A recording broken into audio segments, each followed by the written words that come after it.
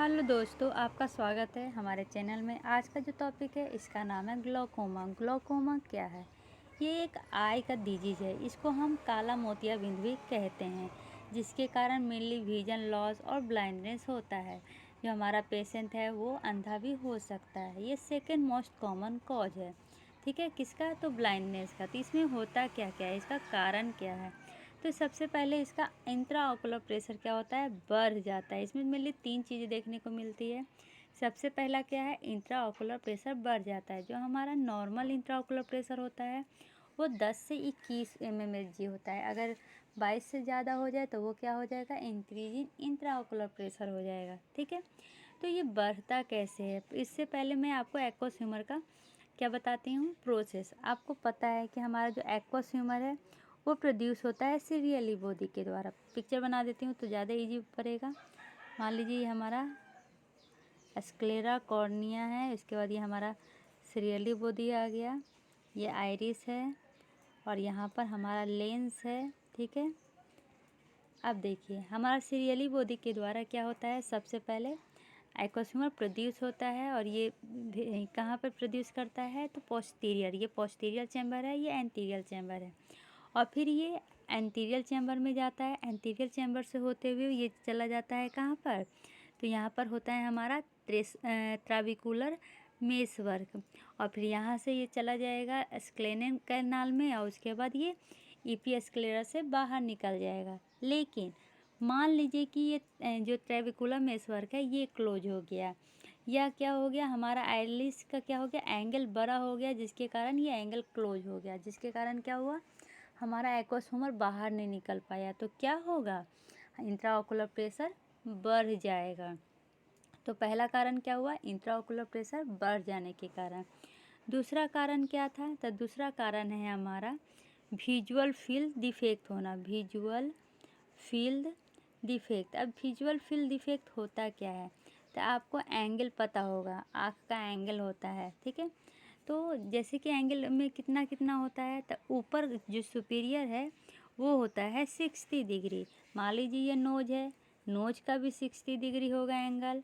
ठीक है, और टेम्पोरल 60 डिग्री। और फिर नीचे क्या आएंगे, तो नीचे 70 डिग्री आएगा। और जो लेटरल जाएंगे तो लेटरल कितना आएगा, 100 डिग्री। फिर से ऊपर का 60 डिग्री। ठीक है, नीचे ये जो नेसल है ये 60 डिग्री, उसके बाद इन्फीरियर 70 डिग्री और टेम्पोरल 100 डिग्री। विजुअल डिफेक्ट है। इसमें अगर कमी हो जाए तो क्या हो जाएगा, हमारा विजुअल फील्ड कॉन्ट्रैक्ट करेगा और हमारा विजुअल फील्ड डिफेक्ट आएगा। ठीक है, तीसरा है ऑप्टिक डिस्क चेंजेस। क्या, optic disc change. Optic disc में चेंज कैसे होगा, मान लीजिए इंट्राओकुलर प्रेशर बढ़ा, जिसके कारण ये ऑप्टिक डिस्क यहाँ पे क्या बना लिया, कप जैसा शेप बना लिया। जो भी कैसे होता है, तो ऑप्टिक नर्व के डिजनरेशन के कारण होता है। तो एक तो ये भी कारण हो सकता है, दूसरा बिना इंट्राओकुलर प्रेशर बढ़े भी हो सकता है। ठीक है, तो हमने तीन चीज़ क्या क्या पढ़ा, पहला इंट्राओकुलर प्रेशर बढ़ गया। ठीक है, दूसरा क्या पढ़ा, विजुअल फील्ड डिफेक्ट हो गया। तीसरा क्या पढ़ा, ऑप्टिक डिस्क में चेंजेज हो गए।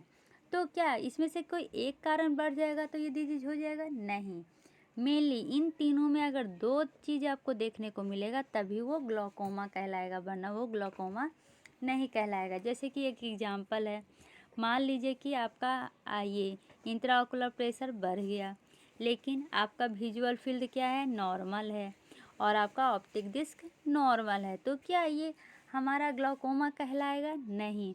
तो ये क्या कहलाएगा, ये कहलाएगा ऑकुलर हाइपरटेंशन। ठीक है, दूसरा एग्जांपल समझ लीजिए कि आपका इंट्राओकुलर प्रेशर क्या है, नॉर्मल है, लेकिन विजुअल फील्ड डिफेक्ट है और ऑप्टिक डिस्क में चेंजेज आया है। तो क्या ये ग्लोकोमा है? तो हाँ, ये ग्लोकोमा है। तो इसको कैसे हम ग्लोकोमा कहेंगे, यहाँ पर तो हमारा इंट्राओकुलर प्रेशर कम है, तो इसको कहेंगे हम लो टेंशन ग्लोकोमा। ठीक है, क्या कहेंगे, लो टेंशन ग्लोकोमा या नॉर्मल टेंशन ग्लोकोमा भी कह सकते हैं। यहाँ तक समझने में कोई प्रॉब्लम नहीं है। अब इसके ये कॉजेज दो तरह से होते हैं। एक होता है ये डिवाइड होता है, सॉरी, एक तरह से ये डिवाइड होता है प्राइमरी और ये सेकेंडरी। अगर प्राइमरी कह दिया इसका मतलब कि इसके जो कॉज हैं, कारण है, वो क्या है, अननोन है। और ये जो प्राइमरी है ना, प्राइमरी ग्लोकोमा, वो ज़्यादा कॉमन होता है as comparison to secondary glaucoma. Secondary glaucoma का क्या है, कॉजेज पता है, इसलिए इसको सेकेंडरी कहा गया है। जैसे कि इसमें होगा बहुत 30-40 कारण होते हैं, लेकिन जो मेन कारण है वो लिख दी हूँ। यूवाइटिस होता है, नियोवैस्कुलर होता है, और लेंस इंड्यूस ट्रॉमा होता है। ठीक है, यूवाइटिस क्या होगा, तो हमारा यूविया में इन्फ्लामेशन होगा, जिसके कारण प्रेशर बिल्डअप होगा, जिसके कारण ग्लोकोमा होगा। नियोवैस्कुलाइजेशन, नया ब्लड वेसल का फॉर्मेशन होगा, जिसके कारण प्रेशर बिल्डअप होगा और जिसके कारण हमारा ग्लोकोमा होगा। इस तरह से हमारा ग्लोकोमा होता है। जो प्राइमरी ग्लोकोमा है ना, इसको फर्दर बाद में दो पार्ट में डिवाइड की हूँ, चाइल्डहुड और दूसरा एडल्ट। अब ये चाइल्डहुड है, ये भी दो पार्ट में डिवाइड हुआ है, कंजेनाइटल और जुवेनाइल। कंजेनाइटल कहने के मतलब क्या है कि बर्थ से लेकर 3 साल तक। ठीक है, आपको पता है जो बच्चों का आई होता है ना, वो कैसा होता है, तो बच्चों का आई बहुत ही ज़्यादा इलास्टिक होता है, वो स्ट्रेस करता है। तो अगर ये ग्लोकोमा हो जाएगा तो जो कंजेनाइटल है, कंजेनाइटल के बारे में बता रहे हैं, उसमें जो बच्चों में आई है वो क्या होगा, इलास्टिक इन नेचर होता है। तो जब आप बच्चों का आई देखिएगा जिसको ग्लोकोमा होया हुआ है, उसका आई ऐसा दिखेगा जैसे कि सार का आई है, आई बहुत बड़ा दिखेगा। इसलिए उसमें एक साइन है, उसको क्या कहते हैं, बूफ थैलमोज साइन। ठीक है, इससे आपको ये पता चलेगा कि एक कंजेनाइटल ग्लोकोमा है।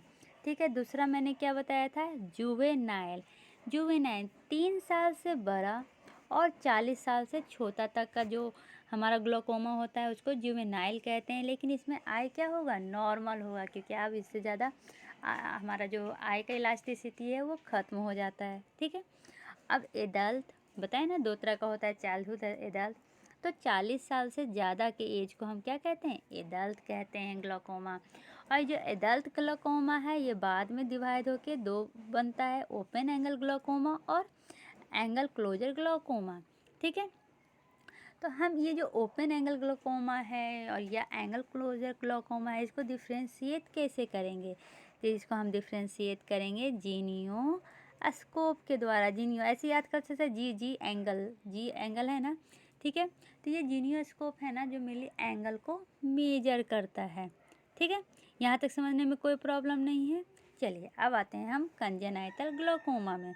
सबसे पहले क्या पढ़ेंगे, कंजेनाइटल ग्लोकोमा। जो कंजेनाइटल ग्लोकोमा है ना, वो बर्थ से 3 साल तक होता है। इसमें आई क्या होते हैं, बड़ा हो जाते हैं, जिसको क्या कहते हैं, वो थैलमो जो अभी बताया। और एक और चीज़ होता है जिसके कारण ये एक्वासुमर बाहर नहीं निकल पाता है, वो होता है हमारा बार्केन मेम्ब्रेन। ये बार्केन मेम्ब्रेन ये मेनली बच्चों में देखने को मिलेगा। क्या होता है, हमारे आई में एक बार्केन मेम्ब्रेन हो जाता है, जो मेनली क्या करता है, ब्लॉक कर देता है पासेस को, जिसके कारण हमारा एक्वासोमर बाहर नहीं निकल पाता है। और ये जो बार्केन मेम्ब्रेन है ये मेनली देखने को मिलता है ऑटोसोमल रिसेसिव बच्चों में। ऑटोसोमल रिसेसिव बच्चों में मेनली कब, जब ये जो मैरिज है, ये जो शादी हो रहा है वो सेम फैमिली में हो रहा है। आपको पता है ये जो ऑटोसोमल रिसेसिव वाले डिजीज हैं वो सेम फैमिली में शादी करने पे मेनली जल्दी होता है या ज़्यादा होता है। तो वही ये जो बार्केन मेम्ब्रेन है ये क्या करता है, ब्लॉक कर देता है। अब ये बार्केन मेम्ब्रेन मेनली किस बच्चों में देखा जाएगा, जो सेम फैमिली मतलब कजन में शादी हो गया ये सब में, तो सेम फैमिली मेम्बर से शादी करने में होता है, जिसको आप कह सकते हैं ब्लड मैरिज। और ये मेनली ऑटोसोमल रिसेसिव डिजीज है। इसमें आपको ट्रायाद देखने को मिलेगा। ट्रायाद क्या, मैं कॉन्जेनाइटल ग्लोकोमा के बारे में बता रही हूँ, इसमें ट्रायाद देखने को मिलेगा। एक तो लैक्रिमेशन, क्या, लैक्रिमेशन, आँख से बहुत ज़्यादा पानी आना। दूसरा फोटोफोबिया। फोटोफोबिया मतलब कि हमारा ये नहीं है कि लाइट से भागेगा, आँख नहीं खोल पाएगा, लाइट खुलते ही आँख बंद होने लगेगी। ये बंद क्यों होता है, तो ब्लेफारो अस्पाज्म के कारण। ब्लेफारो का तो मतलब आपको पता है क्या होता है, आईलिड। आईलिड क्या हो जाता है, कॉन्ट्रैक्ट हो जाता है, जिसके कारण बच्चा आई ओपन नहीं कर पाता है लाइट में। तो आपको ये तीनों समझ में आ गया। अब इसके साइन, तो पहले ही बताया साइन में आपको क्या दिखेगा, आई लार्ज हो चुका है, कॉर्निया हेजी हो चुका है, मतलब कि उसमें इदीमा आ गया है। ठीक है, और आपको क्या दिखेगा, तो आपको दिखेगा हैप्स एस्ट्रेई। अब ये हैप्स एस्ट्रेई क्या होता है, स्पेलिंग लिख देती हूँ, HAABS, हैप्स एस्ट्रियाई। इसमें क्या होगा ना, ये देखिए जो दिख रहा है ना, ये वाला इस तरह का, यही है हैप्स एस्ट्रियाई। इसमें मेनली क्या होता है कि जो हमारा डेहिसेंट मेम्ब्रेन है ना, वो ब्रेक करने लगता है, और ये मेनली कंजेनाइटल ग्लाकोमा में ही दिखता है। इसमें होता क्या है, तो डबल कॉन्टल ओपासिटी आ जाता है। ठीक है, यहाँ तक समझने में कोई प्रॉब्लम नहीं है। अब जब ट्रीटमेंट की बात करेंगे तो सबसे पहले इसमें क्या होगा, तो इसमें करेंगे हम गोनियोटोमी। क्या करेंगे, गोनियोटोमी। लेकिन ये सेफ़र है, लेकिन रेयर यूज होता है। क्यों, क्योंकि गोनियोटोमी में क्या होता है, गोनियोटोमी इसमें क्या होगा, मेनली जो एंगल है उसको हम ओपन करते हैं, लेकिन आपको ये भी पता है इसमें क्या हो जाता है, हमारा कॉर्निया हेजी हो जाता है, तो एंगल को पहचानने में दिक्कत होती है।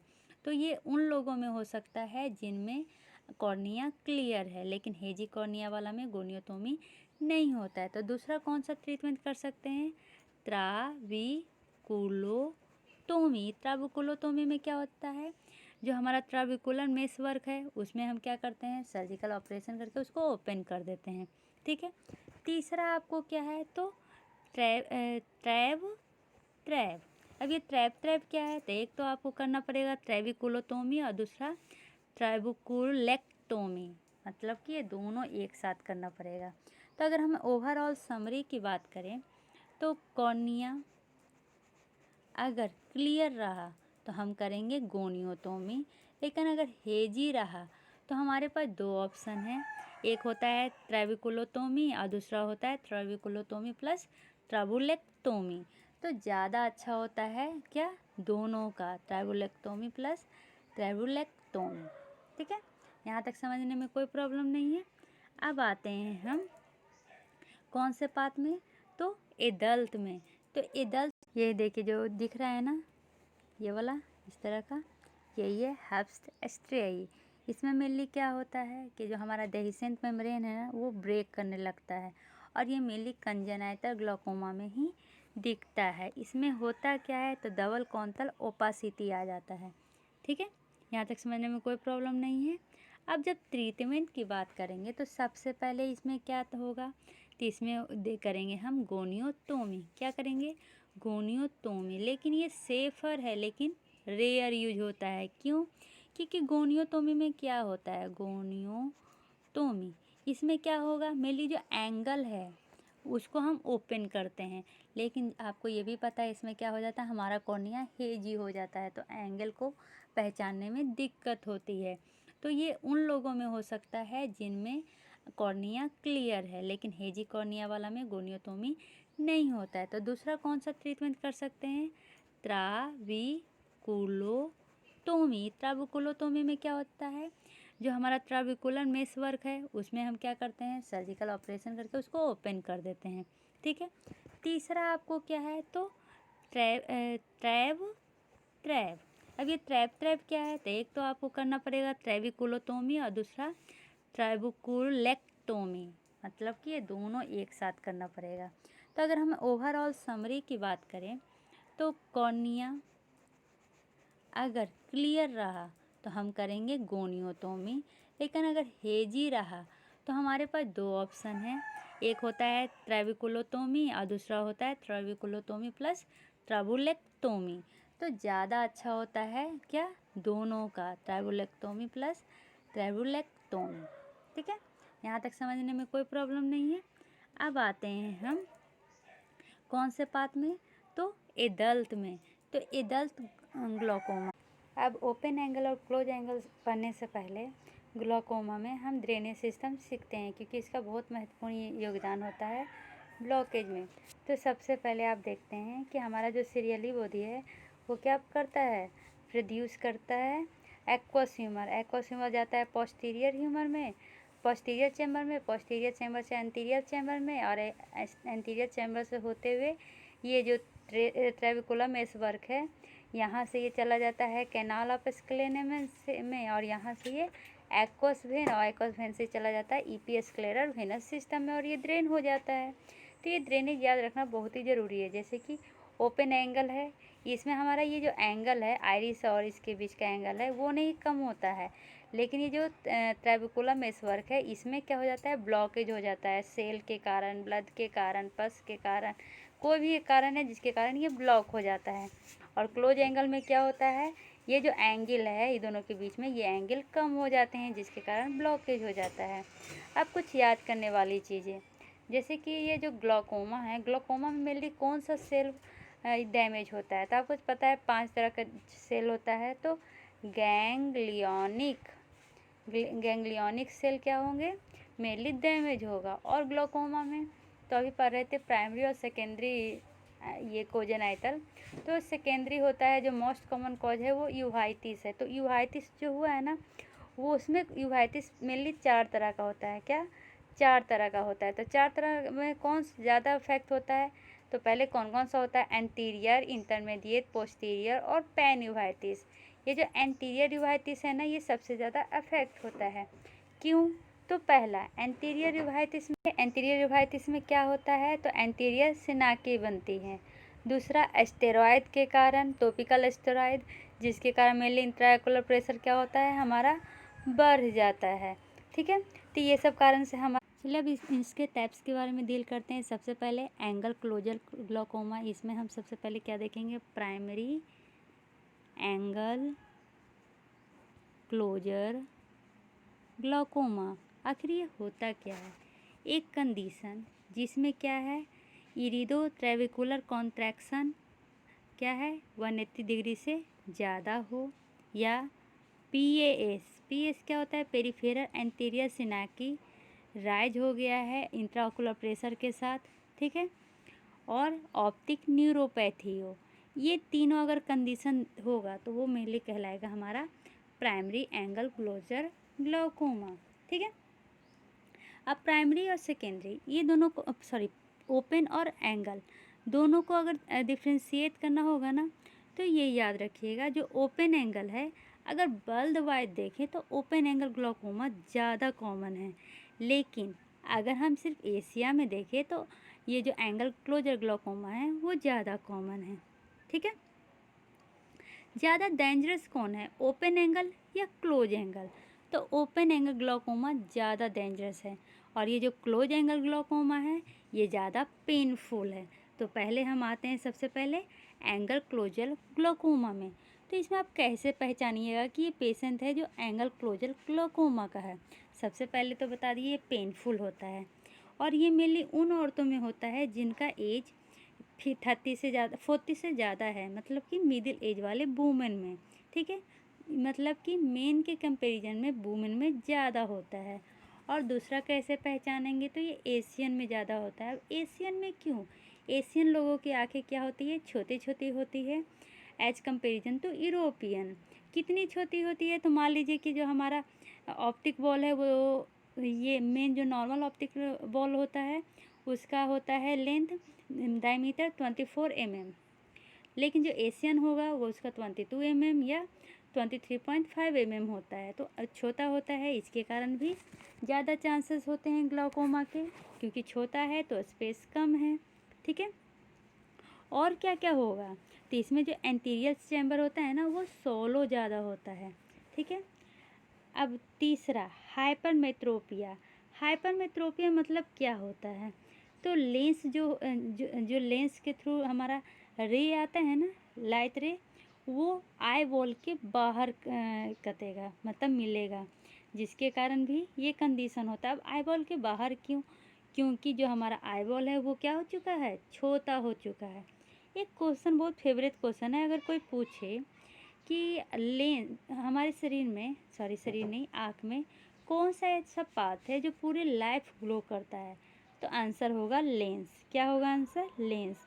लेंस ही एक ऐसा पार्ट है आई का जो पूरे लाइफ ग्रो करता है। तो क्या होता है ना, जैसे जैसे एज बढ़ती है तो इसका ग्रोथ बढ़ता है और इसका ग्रोथ बढ़ता है। तो देखिए, जैसे कि अगर आप पिक्चर देख रहे हैं तो ये है हमारा लेंस। लेंस के यहाँ पर अगर ग्रोथ बढ़ेगा तो ये बाकी स्पेस को क्या करेगा, कंप्रोमाइज करेगा, आइरिस दबेगा, जिसके कारण ये क्लोजर एंगल ग्लाकोमा होने का डर है। ठीक है, दो समझ गए।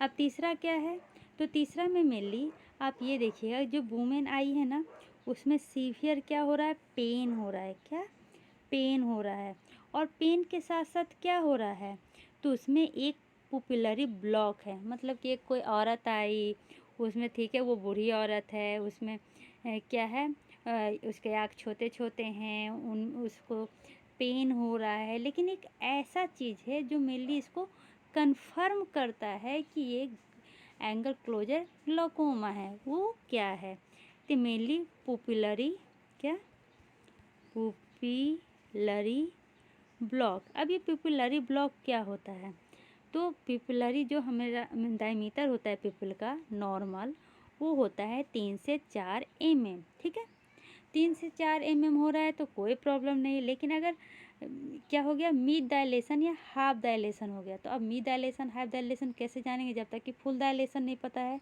तो फुल डायलेशन कितना पे होता है, तो 9 से 10 mm में होता है। और अगर मिड डायलेशन मतलब कि 6 से 8 mm हो गया, तो क्या होने लगता है, हमारा आइरिस ज़्यादा डायलेट होता है, जिसके कारण कि ये इंट्राओकुलर प्रेशर क्या होता है, ज़्यादा बढ़ जाता है। कैसे बढ़ जाता है, तो पिक्चर से बताती हूँ। ये मान लीजिए क्या है, हमारा कॉर्निया, ये स्क्लेरा, ये आइरिस। ठीक है, ये आइरिस, यहाँ पर ये हमारा लेंस है जो न्यूज़ से आता है, सर यहाँ पर हमारा आइरिस है। ठीक है, बीच में पुपिल है। तो अब साइज ज़्यादा बड़ा हो गया, तो ये स्पेस क्या हो गया, ज़्यादा हो गया। और स्पेस ज़्यादा हो जाने से क्या होता है, हमारा जो आइरिस है वो क्या हो जाएगा, रिलैक्स हो जाएगा, फ्लॉपी हो जाएगा, लूज हो जाएगा, और ये क्या करने लगता है, लेंस को इस तरह से टच करने लगता है, जिससे हमारा पुपिल छोटा हो जाता है, और जो एक्वस ह्यूमर है वो हमारा बाहर ड्रेनेज नहीं हो पाएगा। जिसके कारण क्या होता है ना, कि कहा जाता है कि 30 मिनट में जो हमारा इंट्राओकुलर प्रेशर है वो 60 mm हो जाता है। मतलब 4 टाइम्स ज़्यादा हो जाता है। नॉर्मल 15 mm है तो वो 60 mm हो जाएगा। ठीक है, एकाएक जो ये प्रेशर बढ़ता है, इसके कारण क्या होते हैं, सीवियर पेन होता है आँखों में। पेशेंट को क्या है, तुरंत हॉस्पिटल में एडमिट करना पड़ता है। बहुत ही लॉस ऑफ विजन होती है, वोमिटिंग होता है। इसको ही हम क्या कहते हैं, इसको हम कहते हैं एक्यूट एंगल क्लोजर ग्लाकोमा, या इसको कहा जाता है एक्यूट कंजेस्टिव ग्लाकोमा। ठीक है, एक्यूट इसलिए क्योंकि ये सडन होता है। यहाँ तक समझने में कोई प्रॉब्लम नहीं है। अब इसके जब हम सिम्टम्स में आते हैं, तो सबसे पहले ये होता है लेट नाइट में। अब लेट नाइट में क्यों, आपको पता है कि हमारा पुपिल क्या है, रात में या डिम लाइट में या लेस लाइट में क्या होता है, डायलेट होता है। और अगर डायलेट होगा तो अभी आपको बताया क्या होगा, तो वो हमारा जो आइरिस है वो क्या हो जाएगा, रिलैक्स हो जाएगा, लेंस को टच करेगा, इंट्राओकुलर प्रेशर बढ़ जाएगा, जिसके कारण पेशेंट को एडमिट करना पड़ेगा। पेशेंट में मेनली वुमेन ज़्यादा होती है। ठीक है, और क्या होगा, तो स्टीमी कॉर्निया। स्टीमी कॉर्निया कैसे, तो मान लीजिए कि ये हमारा कॉर्निया है। ठीक है, ये स्क्लेरा है, ये हमारा कोरोइड सीरियली है, ये आइरिस है। ठीक है, अब क्या होता है ना कि ये जो कॉर्निया है, यहाँ पर कॉर्निया में इंडोथेलियम में क्या होता है, एक पंप होता है जो क्या करता है, इंट्राओकुलर ये जो एक्वस ह्यूमर है अंदर जाता है तो उसको वो क्या करता है, बाहर फेंक देता है। ठीक है, लेकिन जब इंट्राओकुलर प्रेशर ज़्यादा हो जाता है तो ये पूरा एकदम ज़्यादा हो जाता है, तो ये क्या होता है, एक्वस ह्यूमर बाहर नहीं आ पाता है। तो ऐसा दिखता है कि हमारा जो कॉर्निया है वो क्या है, फूला हुआ है, एडिमा होया हुआ है, या स्टीम जैसा दिखता है। ठीक है, और हमारा जो पुपिल होगा वो कैसा हो जाएगा, वर्टिकली ओवल। वो कैसा, ऐसे तो सर्कल होता है ना, लेकिन वो ओवल हो जाएगा। और कैसा होगा, मिड डायलेटेड होगा, नॉन रिएक्टिंग पुपिल होगी, तो वो पेशेंट पर कम्प्लीटली क्या होंगे, हमारा ग्लाकोमा होगा। ठीक है, अब इसमें एक आगे जाइएगा तो आपको एक ट्रायाड पढ़ने को मिलेगा, जिसको कहते हैं भोगत्स ट्रायाड। ट्रायाड तो आपको पता है 3 सिम्टम होता है। ये भोगत ट्रायाड क्या है, मान लीजिए कि आपको एक्यूट ग्लाकोमा हुआ, एंगल क्लोजर ग्लाकोमा, और आप किसी कारणवश हमारे पास नहीं आए, किसी और डॉक्टर के पास गए, ठीक है। बट आप जब मेरे पास आए हैं तो मेरे को कैसे पता चलेगा कि आपको पहले से ग्लोकोमा होया हुआ है? तो वो इसी के द्वारा, भोगत ट्रायद के द्वारा पता चलेगा कि आपको पहले भी ये अटैक आ चुका है। तो ये भोगत ट्रायद होता क्या है? तो इसमें सबसे पहले आप देखिएगा आइरिस का एट्रोपी हो जाना, आइरिस एट्रोपी हो जाता है, ठीक है। और क्या दिखेगा? तो जो पेरिफेरल एंटीरियर सिंकैथी दिखेगा, क्या? Peripheral anterior synechiae. तीसरा क्या दिखेगा? तो तीसरा आपको दिखेगा ग्लोकोमा फ्लैकिन। अब ये ग्लोकोमा फ्लैकिन क्या होता है? तो ग्लोकोमा फ्लैकिन मतलब होता है कि आपका जो लेंस कैप्सूल का एपिथेलियम सेल है ना, वो डैमेज हो गया है और वो दिख रहा है पैचेस की तरह। कैसा? पैचेस की तरह, ठीक है।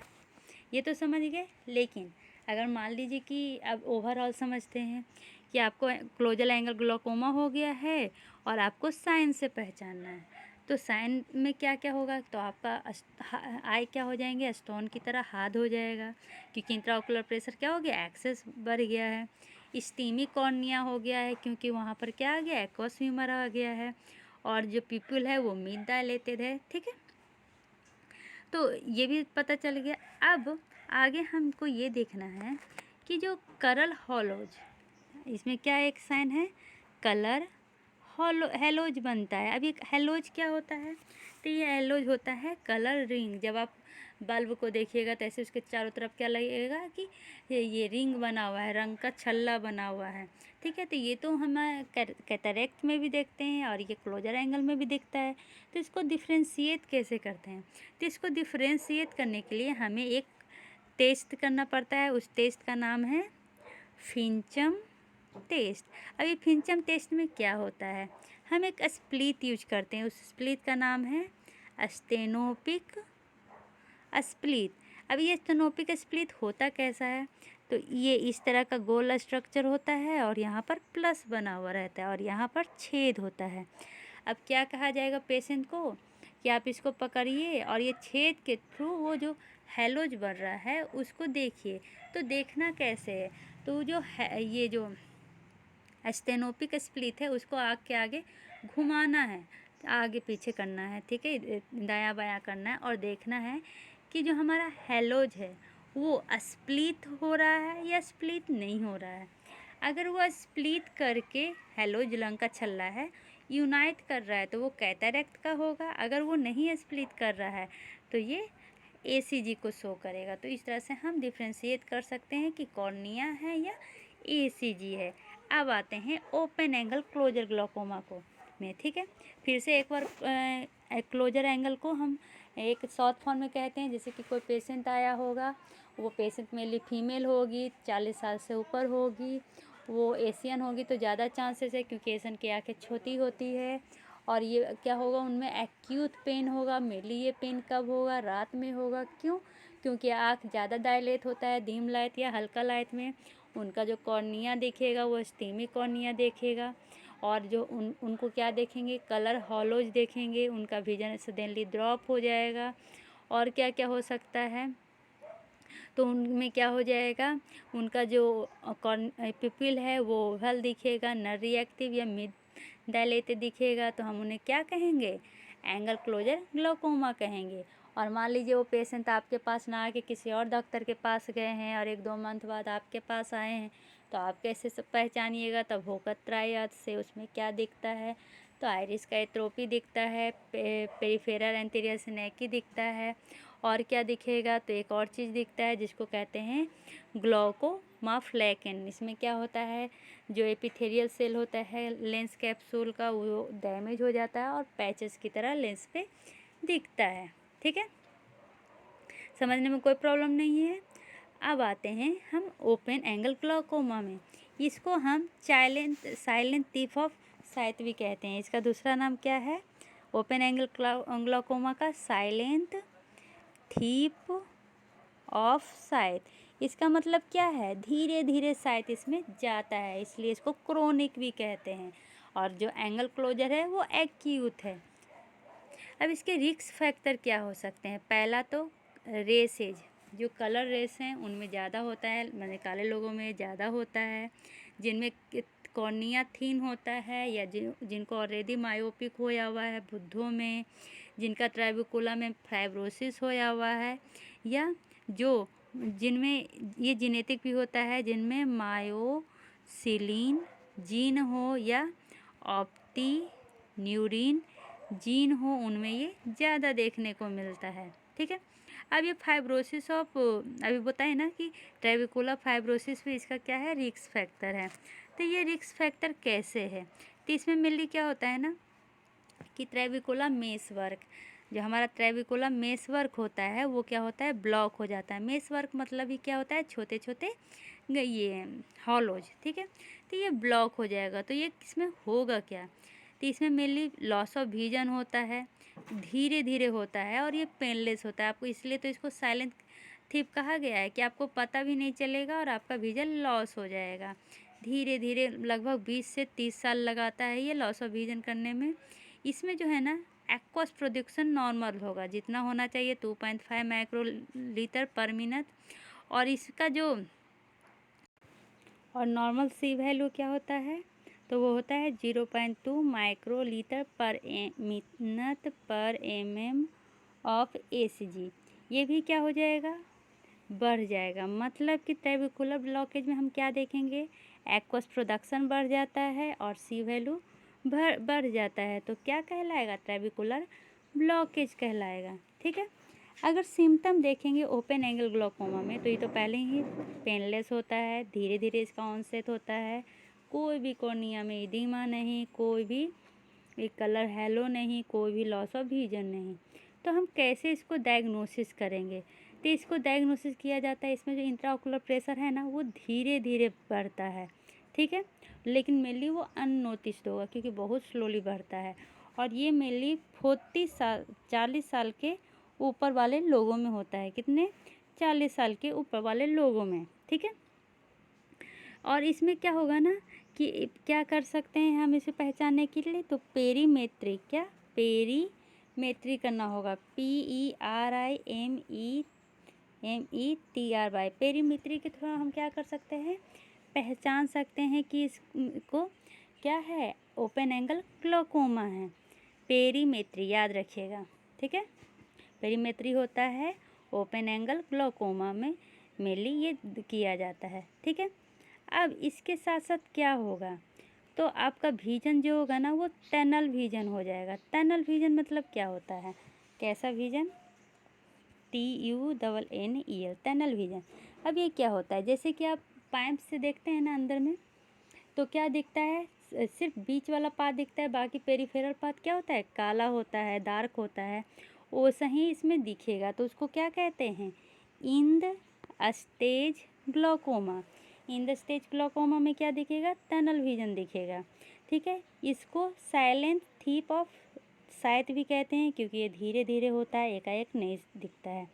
इसमें एक और सिम्टम क्या दिखेगा, तो इसमें एक ही सिम्टम दिखेगा, वो है change in press biopic glasses. जो आपका प्रेस बायोपिक ग्लासेज बुद्धों में लगाया जाता है, जिसमें कि क्या होता है, दूर और नज़दीक दोनों दोष होता है, तो दोनों तरह का ये लेंस यूज करते हैं। तो उसमें क्या होगा, फ्रिक्वेंटली चेंज करते रहना पड़ेगा, मतलब उसका पावर क्या होता है, बढ़ते रहता है एवरी 6 to 8 मंथ में। ठीक है। अब फ्रिक्वेंटली ये 3 साल तक क्या है, नॉर्मल रहता है, लेकिन फिर धीरे धीरे वो बढ़ता है। ठीक है।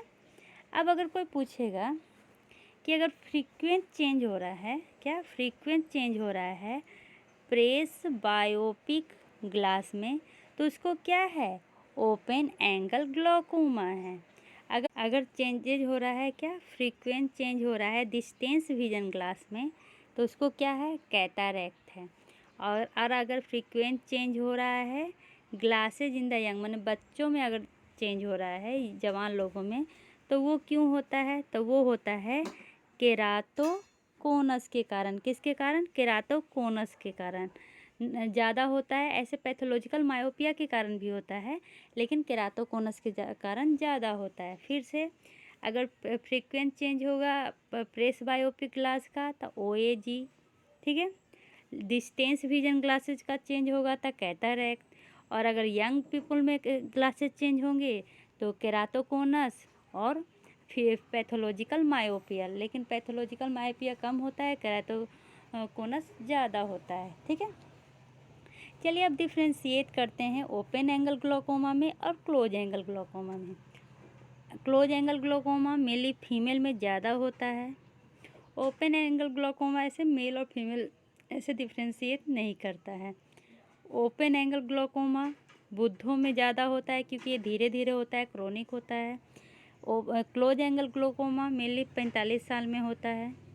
ओपन एंगल ग्लोकोमा में मेनली मायोपिक आई में चेंजेज होती है, मतलब मायोपिक आई वालों में होता है। और क्लोज एंगल ग्लोकोमा में हाइपरमेट्रोपिक। ओपन एंगल ग्लोकोमा धीरे धीरे आता है और पेनलेस होता है, स्लो और पेनलेस। और जो क्लोज एंगल ग्लोकोमा होता है वो एक्यूट और पेनफुल होता है। ये जो क्लोज एंगल ग्लोकोमा है उसमें कलर हेलो दिखाई देंगे, लेकिन इसमें कुछ भी नहीं दिखाई देगा ओपन में। और क्लोज एंगल में क्या होगा, पुपिलरी ब्लॉकेज होगा, लेकिन ओपन एंगल में क्या होगा, ट्रेविकुलर फाइब्रोसिस होगा। ठीक है, यहाँ तक समझने में कोई प्रॉब्लम नहीं है। अब देखते हैं विजुअल फील्ड के बारे में। आपको विजुअल फील्ड के बारे में विजुअल फील्ड डिफेक्ट में जाने से पहले विजुअल फील्ड होता क्या है इसके बारे में हम जानते हैं। मतलब कि जो हमारा आई जितना एरिया तक देख सकता है, ऊपर कितना, नीचे कितना, दाएं कितना, बाएं कितना, इसी को हम विजुअल फील्ड से देखते हैं। जैसे मान लीजिए कि हमारा ये आई है, ठीक है, ये ऊपर को कहते हैं सुपीरियर, इन्फीरियर, नेसल, टेम्पोरल। सुपीरियर में ये 60 डिग्री तक इसका विजुअल फील्ड होता है, नेसल में 60 डिग्री होता है, इन्फीरियर में 70 डिग्री होता है, और टेम्पोरल में 100 डिग्री होता है। ठीक है, लेकिन अगर कोई पूछेगा कि जो विजुअल फील्ड है इसका मिनिमम किस में होता है, मैक्सिमम किस में होता है, तो आप SNIT से याद रखिए, स्नीट। एस में मिनिमम विजुअल फील्ड होता है और टेम्पोरल में मैक्सिमम विजुअल फील्ड होता है। ठीक है, यहाँ तक समझने में कोई प्रॉब्लम नहीं है। अभी जो विजुअल फील्ड है ना वो 2 पार्ट में डिवाइड हुआ है। एक है सेंट्रल विजुअल फील्ड और दूसरा है पेरिफेरल विजुअल फील्ड। तो अब ये दोनों होता क्या है, इससे पहले एक चीज़ और जान लीजिए। जो हमारा आई है ना उसको ऐसे मान लीजिए कि इसको 4 भाग में हम डिवाइड किए हैं। जैसे ये वाला देखिए, ये है, ठीक है, ये क्या है हमारा, मेनली जो हम अपना ये विजुअल फील्ड है वो पेरीमीटर से देखते हैं। ठीक है, तो ये मान लीजिए एक फिक्सेशन पॉइंट है, रेफरेंस पॉइंट है। ठीक है, ये बीच में जो है ना यही हमारा फिक्सेशन पॉइंट कहलाता है, और इसके चारों तरफ इस तरह से जो घूम रहा है इसको हम आइसोप्टर कहते हैं। ये आइसोप्टर 10-10 डिग्री पे एक दूसरे से अवे रहता है। यहाँ तक समझने में कोई प्रॉब्लम नहीं है। मतलब कि अगर ये 10 डिग्री है तो ये 20 डिग्री होगा, ये 30 डिग्री होगा, अगला होगा जो 40 डिग्री होगा। ठीक है, तो 0 से 30 डिग्री के बीच में जो रहता है वो कहलाता है सेंट्रल विजुअल फील्ड, और 30 डिग्री से जो ज़्यादा रहता है वो कहलाता है पेरिफेरल विजुअल फील्ड। ठीक है, यहाँ तक समझने में कोई प्रॉब्लम नहीं है। ये सेंट्रल विजुअल फील्ड मेनली किस में देखने को मिलता है, न्यूराइटिस, मैकुलर पैथोलॉजी में, और पेरिफेरल विजुअल फील्ड तो जब ये मेनली रेटिना के पेरिफेरी पार्ट को अफेक्ट करता है। ठीक है, तो इससे और इसमें क्या देख सकते हैं, तो आप इस याद कीजिए, CCC सेंटर में क्या होता है, कोन होता है, और कोन क्या करता है, कलर विजन देता है। तो अगर सेंट्रल विजन होगा तो सबसे ज़्यादा क्या डिस्टर्बेंस होगा, हमारा कलर विजन। और अगर पेरीफेरल विजुअल फील्ड अफेक्ट होगा तो उसमें क्या होगा, तो हम रात में सही से नहीं देख पाएंगे, क्योंकि आपको पता है सेंटर में ज़्यादा क्या होता है, कोन पाया जाता है, और पेरीफेरल में रद पाया जाता है। और ऐसे नंबर की बात करें तो देखिए एरिया किसका बड़ा है, पेरीफेरल का, तो रद की संख्या क्या होगी, ज़्यादा होगी एज कंपेरिजन टू कोन। तो पेरीफेरल में क्या होगा, मेनली हम डीम लाइट या लेस लाइट में नहीं देख पाएंगे। और ये सेंट्रल विजुअल फील्ड में क्या होगा कि हमें कलर राइट में प्रॉब्लम होगा। ठीक है, यहाँ तक समझने में कोई प्रॉब्लम नहीं है। अब चलिए आते हैं, एक टर्म है ऑप्टिक न्यूरोपैथी। इसमें क्या होता है, मेनली जो हमारा गैंग्लियोनिक नर्व सेल है ना, उसका डिजनरेशन हो जाता है, जिसके कारण हमारा विजुअल फील्ड कम हो जाता है। तो ये डिस्ट्रीब्यूशन कैसे होता है, तो रेटिना नर्व फाइबर का डिस्ट्रीब्यूशन कैसे होता है ये पहले देखते हैं।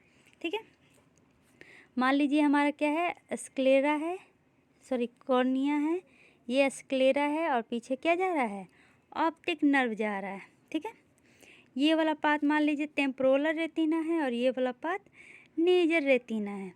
तो ये जो हमारा फोविया होता है ना, वो इस तरफ होता है। ठीक है, अब एक मान लीजिए ये हमारा क्या है, कप है और पीछे में ऑप्टिक नर्व जा रहा है। अब एक लाइन इस तरह से खींच लीजिए। अगर नेजल नर्व में प्रॉब्लम होगा तो टेम्पोरल विजुअल फील्ड में डिफेक्ट आएगा। अगर टेम्पोरल रेटिना में प्रॉब्लम होगा तो नेजल विजुअल फील्ड में प्रॉब्लम होगा।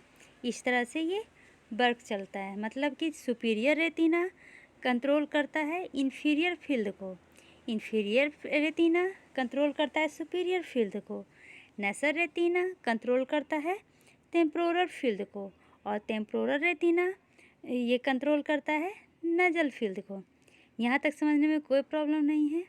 ठीक है, अब ये जो डिस्ट्रीब्यूशन हो रहा है उस डिस्ट्रीब्यूशन को समझ, distribution of retina nerve fibre, तो नेसर साइड में क्या होता है, रेडियल होता है, टेम्पोरल साइड में लूप या आर्क शेप का होता है। ठीक है, अब स्कोतोमा की बात करें, मेनली स्कोतोमा होता है ये किस में, तो ग्लाउकोमा में।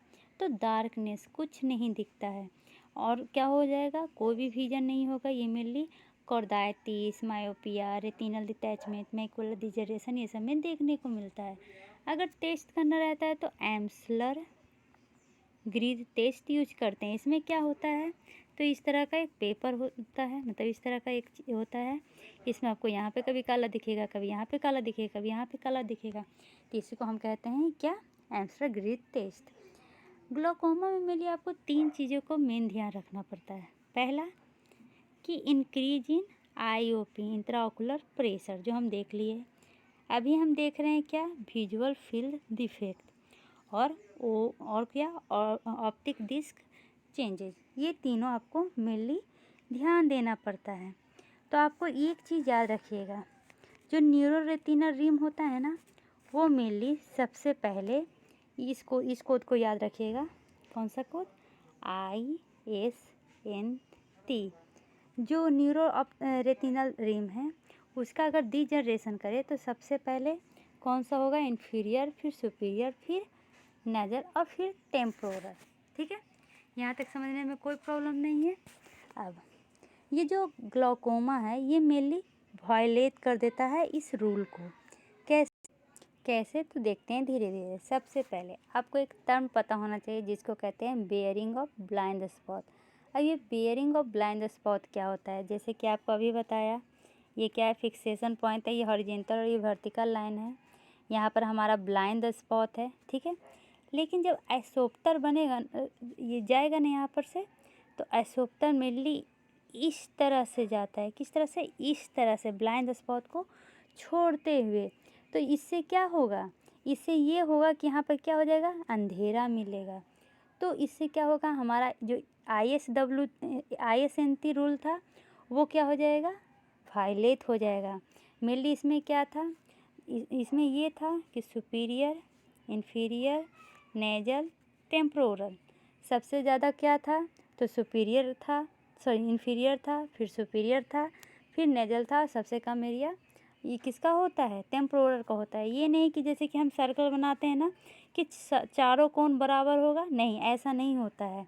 इसमें इस तरह से होता है, जो हमारा इन्फीरियर होता है वो ज़्यादा होता है, फिर ये कम होता है, फिर ऐसे कर करके ये बनता है। ठीक है, तो इसको ये वायलेट कर देता है। तो ये जो अभी देखे कि क्या था, हमारा ब्लाइंड स्पॉट था, यहाँ पर से एसोप्टर इस तरह से जा रहा है, इस तरह से जा रहा है। ये जो एरिया छोड़ा है ना, इसी को हम बेयरिंग ऑफ ब्लाइंड स्पॉट कहते हैं। तो बेयरिंग ऑफ ब्लाइंड स्पॉट होता क्यों है, तो एसोप्टर कॉन्ट्रैक्शन के कारण। ठीक है, यहाँ तक समझने में कोई प्रॉब्लम नहीं है।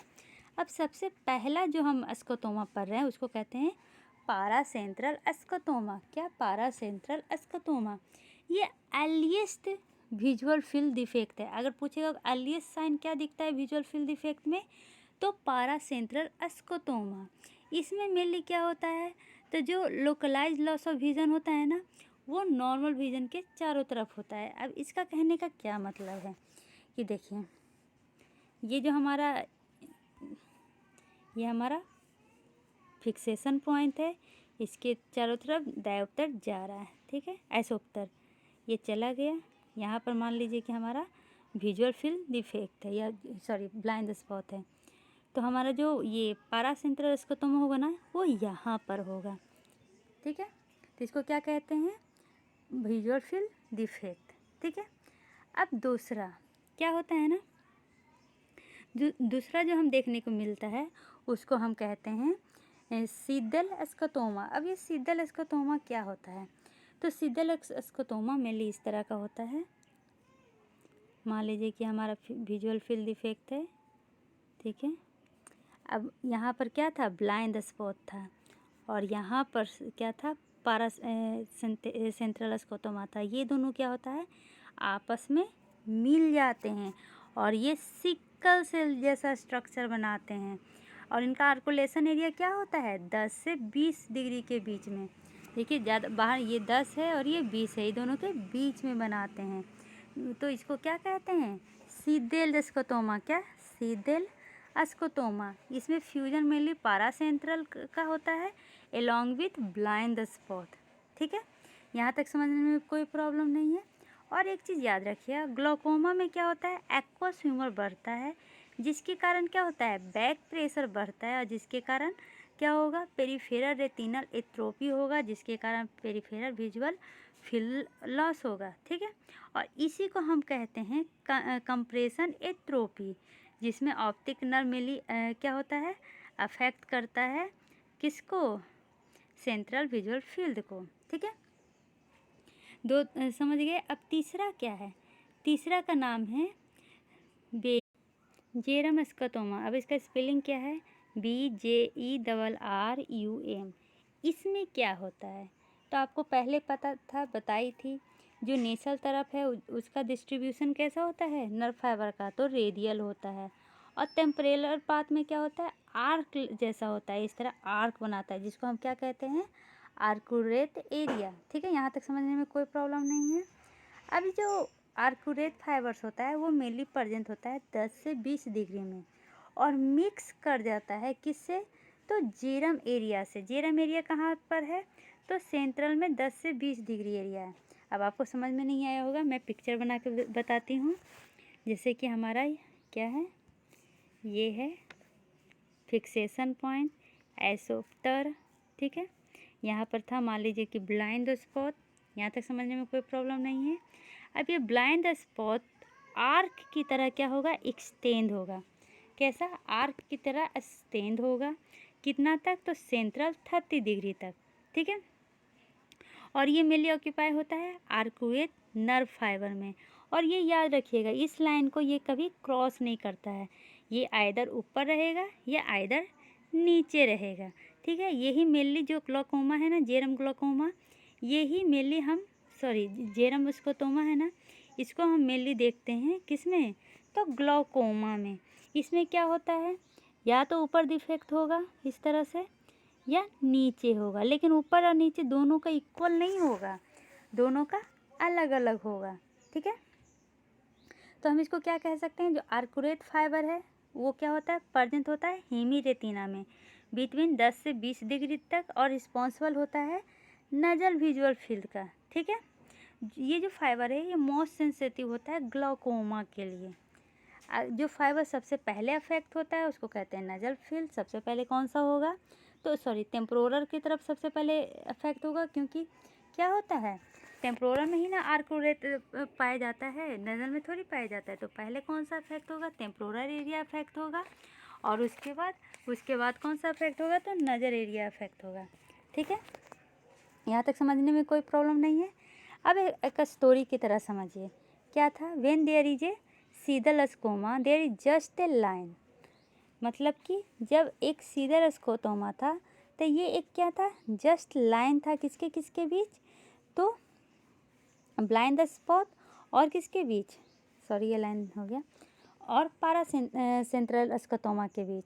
ठीक है, ये स्मॉल था लेकिन बाद में ये क्या लेने लगा, आर्क लाइक स्ट्रक्चर बनने लगा। लेकिन ये क्या होगा, कभी भी हॉरिजेंटल रेफी को क्या करेगा, क्रॉस नहीं करेगा। ठीक है, अगर ये नीचे में आर्कुएट जैसा स्ट्रक्चर बना तो इसको हम क्या कहेंगे, इसको हम कहेंगे इन्फीरियर आर्कुएट स्कोटोमा।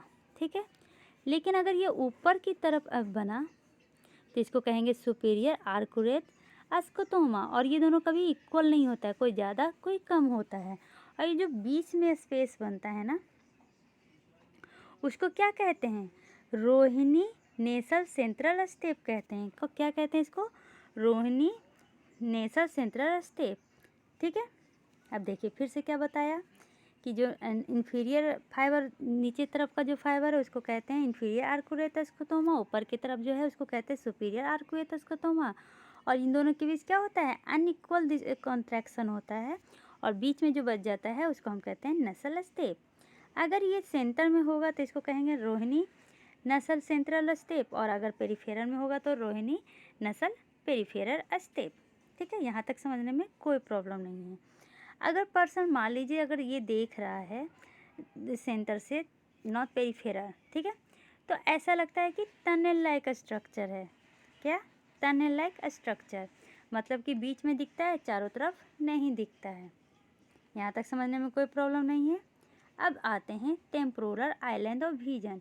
ये क्या होता है, लास्ट होता है विजुअल फील्ड डिफेक्ट। सबसे पहले क्या होता है, सबसे पहले का पता नहीं, लेकिन अगर पूछेगा सबसे लास्ट में क्या होता है, तो सबसे लास्ट में होता है हमारा टेम्पोरल विजुअल फील्ड डिफेक्ट। क्या होता है, टेम्पोरल विजुअल फील्ड डिफेक्ट। जैसे कि आपको बताएंगे, अगर कोई पूछेगा कि सबसे पहले विजुअल फील्ड डिफेक्ट कहाँ हुआ था, तो याद है इसनत, सबसे पहले विजुअल डिफेक्ट होता है इन्फीरियर में, और सबसे लास्ट में होता है टेम्पोरल पार्ट में। तो अगर कोई पूछे कि ये सबसे लास्ट में विजुअल फील्ड डिफेक्ट कहाँ होता है, तो टेम्पोरल। तो चलिए अब एक ऑर्डर से देखते हैं, सबसे पहले क्या होता है, ये याद रखिएगा। सबसे पहले होता है आइसोप्टर का कॉन्ट्रैक्शन। दूसरा में क्या होता है, तो bearing of blind spot, mainly जहाँ पे ब्लाइंड स्पॉट प्रेजेंट होता है। ठीक है, मतलब कि where is blind spot is out of central visual field. तीसरा में क्या बनता है, तो तीसरा में बनता है पारा सेंट्रल स्कोटोमा। चौथा में क्या होता है, तो सीदल स्कोटोमा। पाँचवा में क्या होता है, तो सीदल स्कोटोमा फिर और ज़्यादा एक्सटेंड करके आर्क लाइक एक्सटेंशन करेगा, उसको कहते हैं आर्कुएट स्कोटोमा, जिसका दूसरा नाम जेरम स्कोटोमा भी है। अब ये ऊपर बनेगा और नीचे बनेगा, तो इसको क्या कहेंगे, इसको कहेंगे डबल आर्कुएट स्कोटोमा। फिर इसके कारण क्या होगा, ट्यूबुलर विजन, मतलब से बीच में दिखाई देगा, तो इसको कहते हैं ट्यूबुलर विजन। और सबसे लास्ट में हमारा कौन सा अफेक्ट होगा, सबसे लास्ट में हमारा टेम्पोरल फील्ड अफेक्ट होगा। तो इस तरह से आपको ये स्कोटोमा समझ में आ गया होगा। ठीक है, अगर कोई इन्वेस्टिगेशन करे तो दो चीज़ हमेशा याद रखिएगा। इन्वेस्टिगेशन होता है ना, तो OCT मेनली देखा जाता है, और इस OCT में हम क्या देखेंगे, तो ऑप्टिक डिस्क चेंजेज और विजुअल फील्ड डिफेक्ट देखेंगे। अब OCT का फुल फॉर्म क्या होता है, तो OCT का फुल फॉर्म होता है ऑप्टिकल कोहेरेंस टोमोग्राफी, जो मेनली देखता है लेयर ऑफ लेटिना इनर से आउटर की ओर। ठीक है, यहाँ तक समझने में कोई, अब आगे जाने से पहले फिर से एक बार रिवीजन कर लेते हैं, क्योंकि ये रिवीजन करते जाइएगा तो बहुत ईजी होगा। सबसे पहले हमने क्या देखा कि ब्लाइंड स्पॉट देखा। ठीक है, ब्लाइंड स्पॉट के बाद क्या देखा कि वो क्या बढ़ रहा था, पारा सेंट्रल एरिया बढ़ रहा था। ठीक है, फिर जेरम बना, फिर जनरलाइज कंस्ट्रिक्शन हुआ। तो याद रखिएगा कि अगर कोई पूछेगा earliest visual field defect glaucoma में कहाँ को देखने को मिलता है, तो सबसे पहले पारा सेंट्रल, फिर जेरम, और फिर जनरलाइज कंस्ट्रिक्शन। अगर कोई करेक्टरिस्टिक बोले कि विजुअल फील्ड डिफेक्ट का करेक्टरिस्टिक क्या है, तो सबसे पहले नजल विजुअल फील्ड डिफेक्ट होता है, और सबसे लास्ट में टेम्पोरल विजन अफेक्ट होता है। ठीक है, उसके बाद जो मोस्ट स्कोटोमा है वो आर्क शेप का होता है, और ये फॉलो करता है हॉरिजेंटल मेरिडियन को। ठीक है, मतलब जो ये था ये वर्टिकल मेरिडियन और ये हॉरिजेंटल मेरिडियन। यहाँ तक समझने में कोई प्रॉब्लम नहीं है। कभी कभी आप देखिएगा निगेटिव स्कोटोमा भी होता है, तो निगेटिव स्कोटोमा में क्या आप होता है देखिएगा, तो can't observe due to cortical filling in, मतलब कि आपको स्कोटोमा नहीं देखने को मिलेगा। क्यों? क्योंकि वहाँ पर कॉर्टिकल फीलिंग हुआ है, मतलब आपको डार्कनेस नहीं मिलेगा। ठीक है, और इसको हम मेजर कैसे करते हैं, तो हम प्रे किससे, हम प्रे पेरीमीटर से हम मेनली देखते हैं निगेटिव स्कोटोमा को। स्कोटोमा मतलब डार्कनेस, और निगेटिव स्कोटोमा मतलब जहाँ पे मेनली डार्कनेस ना दिखे। ठीक है, यहाँ तक समझ गए। अब जब विजुअल फील्ड की बात कर ही रहे हैं तो इससे रिलेटेड जितने भी डिफेक्ट है सबको बात कर लेते हैं। चलिए अब देखते हैं ग्लोकोमा में ऑप्टिक डिस्क में क्या क्या चेंजेज होते हैं। चेंजेस देखने के लिए पहले हमें नॉर्मल जाना पड़ेगा। तो एक लीजिए, उसको बीच से काट दीजिए, तो उसमें इस तरह से हमारा दिखेगा। तो सबसे पहले ये क्या है, जो बाहर वाला पार्ट है उसको हम ऑप्टिक डिस्क समझते हैं। ठीक है, ये जो बीच वाला पार्ट है इसको हम कहते हैं न्यूरल रेटिनल रिम, और बीच वाला जो पार्ट है उसको हम कहते हैं कप। ठीक है, यहाँ तक समझने में कोई प्रॉब्लम नहीं है। ये जो न्यूरल रेटिनल रिम है इसी में मेनली नर्व फाइबर्स आता है। यहाँ तक समझ गए। अब देखिए, इसको मेनली 4 पार्ट में डिवाइड किया जाता है। ऊपर वाले को सुपीरियर कहते हैं, नीचे वाले को इन्फीरियर कहते हैं। इधर मान लीजिए कि नोज है तो इधर नसल हो जाएगा, और इधर क्या हो जाएगा, टेम्पोरल हो जाएगा। अगर नॉर्मल कोई बोले कि नॉर्मल थिकनेस किसका ज़्यादा है, तो एक रूल है ISNT इजनेट रूल फॉलो किया जाता है, जिसमें सबसे ज़्यादा थिकनेस इन्फीरियर पार्ट का, फिर सुपीरियर, फिर नसल, और फिर टेम्पोरल पार्ट का होता है। लेकिन ग्लोकोमा में क्या होता है, ये वाला जो रूल है वो वायलेट हो जाता है। पहले भी बताया था, तो कैसे अभी एक्सप्लेन करती हूँ। ये जो डिस्क है ना, जब नॉर्मल होता है तो डिस्क जो होता है वो वर्टिकली ओवल होता है, और जो कप होता है वो हॉरिजेंटल ओवल होता है। लेकिन जब इसमें ग्लोकोमा हो जाएगा तो जो हमारा ये क्या है, याद रखिएगा, ये क्या है, हमारा कप है, ये हो जाएगा वर्टिकली ओवल, जिसके कारण जो हमारा इजनेट रूल है वो क्या हो जाएगा, वायलेट हो जाएगा। तो सिंपल सा क्या है चेंजेज, नॉर्मल जो हमारा होता है ऑप्टिक डिस्क, उसमें जो डिस्क होता है वो वर्टिकली ओवल होता है, और जो हमारा कप होता है वो हॉरिजेंटल ओवल होता है। लेकिन ग्लोकोमा जब होता है पेशेंट्स में तो क्या हो जाएगा, दोनों क्या हो जाएगा, वर्टिकली ओवल हो जाएगा, जिससे जो हमारा इजनेट रूल है वो वायलेट हो जाएगा। यहाँ तक समझने में कोई भी प्रॉब्लम नहीं है, चेंजेस आपको समझ में आ गया। अब ये जो ऑप्टिक डिस्क है, अब रियल में देख रहे हैं, ये हमारा क्या है, ये है ऑप्टिक डिस्क, बीच में कप है, और ये क्या बन गया, NRR। ठीक है, न्यूरल रेटिनल रिंग। अब ये जो कप है इसमें क्या होता है, तो ये अलाउ करता है ब्लड वेसल को इंटर और एग्जिट करने के लिए, इसका इससे ज़्यादा कोई फंक्शन नहीं है। लेकिन जब NRR की बात किया जाए तो इसमें न्यूरॉन्स होते हैं ऑप्टिक नर्व का। एक ऑप्टिक नर्व में 1.2 न्यूरॉन्स होते हैं, 1.2 मिलियन न्यूरॉन्स होते हैं, याद रखिएगा। और ग्लोकोमा में क्या होता है, ये जो NRR सरफेस होता है वो डिक्रीज कर जाता है, जिसके कारण क्या होंगे, हमारे न्यूरॉन्स डिक्रीज या डैमेज होने लगेंगे, और जिसके कारण ग्लोकोमा होगा। ठीक है, अब ये जो कप है, कप और डिस्क का रेशियो देखेंगे, ये हमारा कप है और ये हमारा डिस्क है।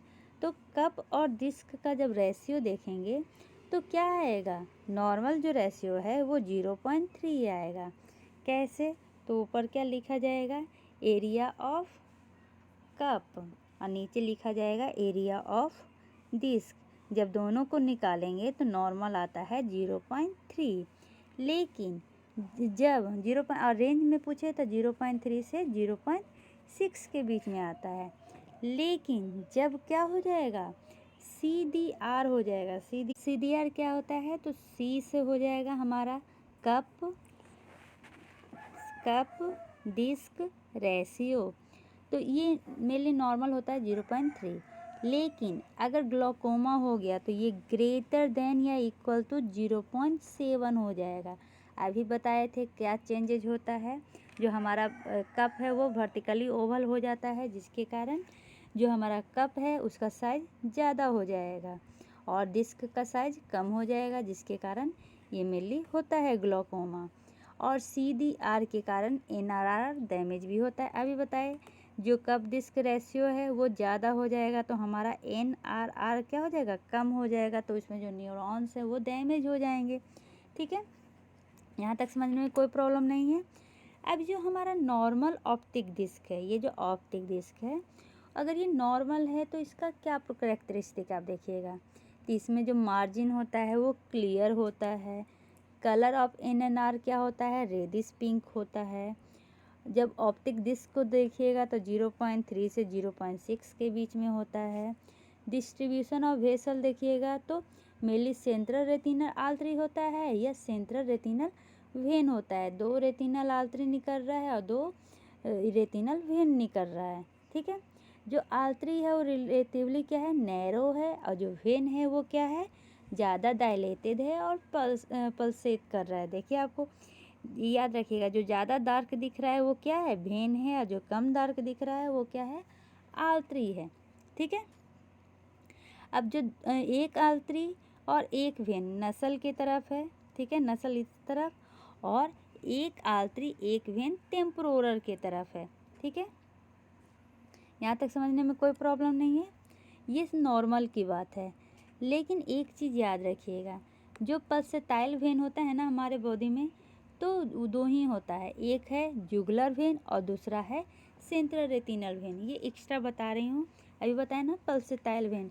तो कोई पूछेगा कि पल्सेटाइल वेन कितने होते हैं, ये भी क्वेश्चन आ सकता है हमारे बॉडी में। तो 2 होते हैं, एक तो होता है जुगुलर वेन और दूसरा अभी बताया क्या होता है, सेंट्रल रेटिनल वेन। ठीक है, ये जो सेंट्रल रेटिनल आर्टरी है ना वो पल्सेट करता है, तब क्या होगा, हमारा IOP हाई होगा और ब्लड प्रेशर बहुत ही लो होगा। तो उस कंडीशन में हमें क्या करना चाहिए, तुरंत हॉस्पिटल में भर्ती करना चाहिए। मेनली पल्सेटाइल कौन होता है नॉर्मल कंडीशन में, वेन। लेकिन अगर आर्टरी क्या हो जाए, पल्सेटाइल हो जाए, पल्सेटाइल का स्पेलिंग आप देखना चाहते हैं तो पल्सेस हो जाए, तो क्या होगा,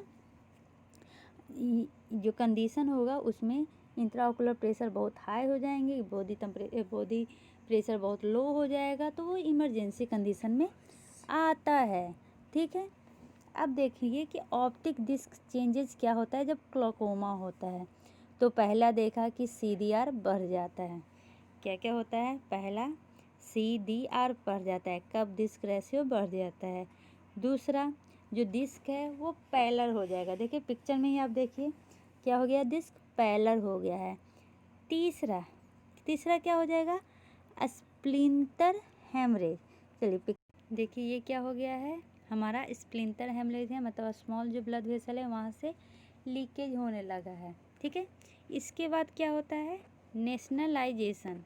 मतलब इसमें क्या होगा, इसमें आप मेनली देखिएगा कि जो हमारा ग्लोकोमा के कारण जो हमारा ऑप्टिक डिस्क है वो ज़्यादा नेसल एरिया की ओर जाने लगेगा। देखिए पिक्चर्स आपको समझ में आ जाएगा, ये है ग्लोकोमा है, इसमें कोई भी नेशनलाइजेशन नहीं है, लेकिन ये क्या हुआ, देखिए शिफ्ट हो रहा है नेसल एरिया की ओर, इसलिए ये नेशनलाइजेशन है। और इसका मतलब क्या होता है, ये एडवांस ग्लोकोमा में ही मेनली देखने को मिलेगा।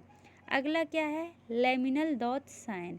इसमें क्या होते हैं, नंबर ऑफ डॉट बढ़ जाते हैं, क्यों, क्योंकि जो लेमिना क्रिकोसा है ना वो ज़्यादा एक्सपोज्ड हो जाता है। ये जो लेमिना क्रिकोसा है ना मोस्ट कॉमन साइट है ये ग्लैमेरुलस चेंजेज में। ठीक है, देखते हैं कैसे पिक्चर, देखिए ये क्या है, हमारा लेमिना डॉट साइन दिख रहा है, यहाँ पे देखिए डॉट ज़्यादा हो गए हैं पिक्चर में, देखिए।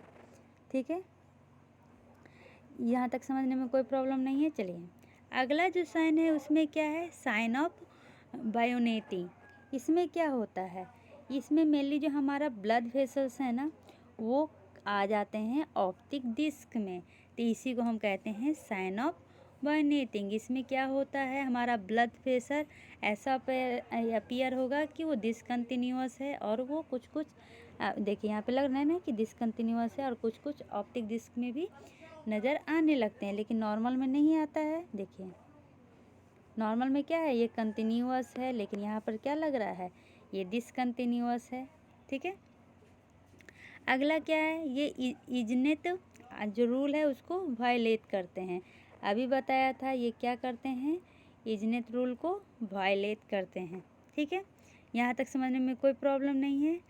अब देखते हैं क्या चेंजेज होता है ऑप्टिक जब एट्रोपी हो जाए। तो ऑप्टिक जब एट्रोपी हो जाएगा, ये भी मेनली ग्लाउकोमा का मेन चेंजेज है। तो इसको हम देखेंगे कैसे, तो चलिए अब इन्वेस्टिगेशन ऑफ चॉइस स्टार्ट करते हैं। तो इन्वेस्टिगेशन ऑफ चॉइस में सबसे पहले क्या हो जाएगा, ग्लाउकोमा गोनियोस्कोपी हो जाएगी। क्या, गोनियोस्कोपी। चलिए लिखते हैं गोनियोस्कोपी का spelling GENIOSCOPY। Mainly gonioscopy angle को चेक करने के लिए होता है। ये चेक करता है कि जो OAG है और HCG है, मतलब कि ओपन ग्लाउकोमा और ये क्लोज ग्लाउकोमा, दोनों में ये डिफ्रेंशिएट करता है। ठीक है, जो हमारा OAG मतलब ओपन ग्लाउकोमा है, इसका अगर करेंगे तो ये इसमें मेडिकल पर्पज़ से ये सही हो जाएगा। लेकिन अगर क्लोज ग्लाउकोमा है तो उसमें हमें सर्जरी करना पड़ता है। एक डिफरेंस समझ में आ गया। गोनियोस्कोपी के द्वारा हम ये डिफ्रेंशिएट करते हैं कि ग्लाउकोमा किस टाइप का है, ओपन या क्लोज। अगर क्लोज है तो उसमें सर्जरी करना पड़ेगा, ओपन है तो उसको हम ये मेडिकल ट्रीटमेंट से सही कर सकते हैं। ठीक है, तो प्रीक्यूसाइट क्या होगा, तो एक क्लियर कॉर्निया होगा, 2 नॉर्मल पिपिल होंगे। ठीक है, अब स्ट्रक्चर जो मेनली नॉर्मल एंगल में पाया जाता है कॉर्निया से आइरिस तक। तो सबसे पहले क्या है, तो आपको मैंने जब ये एक्वस ह्यूमर का वो ड्रेनेज बताया था, तो फिर से वो पिक्चर बता देती हूँ ताकि आपको ईजी होगा। ठीक है, सबसे पहले एक्वस ह्यूमर प्रोड्यूस कहाँ से होता है, सीरियरी बॉडी से। ठीक है, फिर से एक बार पिक्चर बना देती हूँ, कलर चेंज। फिर यहाँ पर हमारा क्या रहेगा, कोराइड रहेगा। ठीक है, ये आइरिस है और ये हमारा रेटिना लेंस है। ठीक है, अब मेनली क्या होता है, हमारा जो एक्वस ह्यूमर है वो प्रोड्यूस होता है किसके द्वारा, सिलियरी बॉडी के द्वारा। सिलियरी बॉडी से वो पुपिल होते हुए यहाँ से आइरिस से बाहर निकल जाता है। तो सबसे पहले कहाँ आता है, पोस्टीरियर चैम्बर में। पोस्टीरियर चैम्बर से ये आता है पुपिल के पास। पुपिल से वो फिर आइरिस के थ्रू बाहर निकल जाता है और आ जाता है एंटीरियर चैम्बर में। एंटीरियर चैम्बर के बाद ये पहुंच जाता है कहाँ, ट्रेबिकुलर मेसवर्क में। ट्रेबिकुलर मेसवर्क से ये कहाँ जाता है, तो ये जाता है स्क्लेनिन में, स्केबले लाइन में। स्केबले लाइन से ये कहाँ जाता है, तो फिर वो ईपी स्क्लेरा में जाता है और फिर स्क्लेरा से बाहर निकल जाता है। ठीक है, तो ये मेनली स्ट्रक्चर है। तो आपको मेनली क्या देखने को मिलेगा, तो इसमें ये स्ट्रक्चर को एक बार और समझ लीजिए क्योंकि इसमें हम ग्रेडिंग यूज करेंगे। ठीक है, तो क्या क्या आप देखें, तो सीरियली बॉडी बैंड दिखता है, स्क्लेरल स्पूल मिलता है जो मेनली लाइन होता है, ट्रेबिकुलर मेसवर्क मिलता है जो मेनली बैंड होता है, और स्क्लेरा भी लाइन दिखता है जो मेनली टर्मिनेशन होता है डेसिमेंट मेम्ब्रेन का कॉर्निया में। ठीक है, तो ग्रेडिंग में मेनली उल्टा चलता है, जैसे कि ग्रेडिंग 0, 1, 2, 3, 4। तो पहले 4 से आते हैं तब ज़्यादा समझ में आएगा। ये किसके लिए ग्रेडिंग है, तो क्लोजर एंगल के लिए है। किसके लिए, ओपन के लिए नहीं, क्लोजर वाला के लिए, क्लोजर ग्लाउकोमा के लिए। ठीक है, यहाँ तक समझने में कोई भी प्रॉब्लम नहीं है। अब सबसे पहले ग्रेड 4 में क्या होता है, ये जो एंगल होता है वो 40 डिग्री रहेगा, सभी स्ट्रक्चर सीन होंगे। ठीक है, और यूजुअली इसमें एंगल क्लोज नहीं होगा, इसका मतलब कि हमारा नो ACG, कोई भी एंगल क्लोजर ग्लाउकोमा नहीं है। ग्रेड 3 में क्या होता है कि इसमें मेनली एंगल थोड़ा सा क्लोज होता है 30 डिग्री तक। Ciliary band can not be seen, इसमें सिलियली बैंड नहीं दिखता है, बाकी तीनों स्ट्रक्चर दिखता है, और इसमें भी एंगल क्लोजर ग्लाउकोमा नहीं होता है। अब इसके बाद क्या होगा, ग्रेड टू में क्या होते हैं, मेनली 20 डिग्री एंगल ग्लोज होता है। तो इसमें जो अगला दो है वो दिखेंगे कौन सा, तो ससवाले लाइन और ट्रेबिकुलर मेसवर्क दिखेंगे, लेकिन स्क्लेरा स्पूल और सीरियली बैंड नहीं दिखेगा। इसका मतलब कि प्रोग्रेस में है एसीजी, मतलब थोड़ा एसीजी हो रहा है।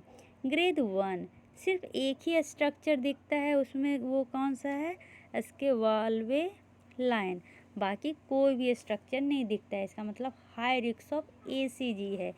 ग्रेड 0 कोई भी स्ट्रक्चर नहीं दिखता है और इसका मतलब कि क्या हो गया, उसको एसीजी हो गया, उसको अभी ट्रीटमेंट की ज़रूरत है। अब मैनेजमेंट की बात करते हैं। तो मैनेजमेंट में सबसे पहले ओपन एंगल ग्लोकोमा की बात करते हैं। क्या बोले थे, इसमें मेडिकल मैनेजमेंट में मेनली क्या देखा जाएगा कि इस पहले ओपन एंगल ग्लोकोमा होता क्यों है, तो ये ऑथफ्लो और तो इसका मेडिकल मैनेजमेंट में क्या होगा, सबसे पहले ऑथफ्लो को बढ़ाना, दूसरा इसके प्रोडक्शन को कम करना। तो ऑथफ्लो को कैसे बढ़ाएंगे, मेनली हम उसको देंगे पिलो कार्पाइन और क्या देंगे, पीजी प्रोस्टाग्लैंडिन्स एनालॉग्स देंगे, ठीक है। और अगर हमें प्रोडक्शन को घटाना है तो बीटा ब्लॉकर देंगे और कार्बोनिक एनहाइड्राइज इनहिबिटर देंगे, ठीक है। अगर सर्जिकल मैनेजमेंट की बात किया जाए तो इसमें मेनली क्या किया जाता है, ALT ये क्या है, आर्गन लेजर ट्रेबिकुलोप्लास्टी, क्या है, आर्गन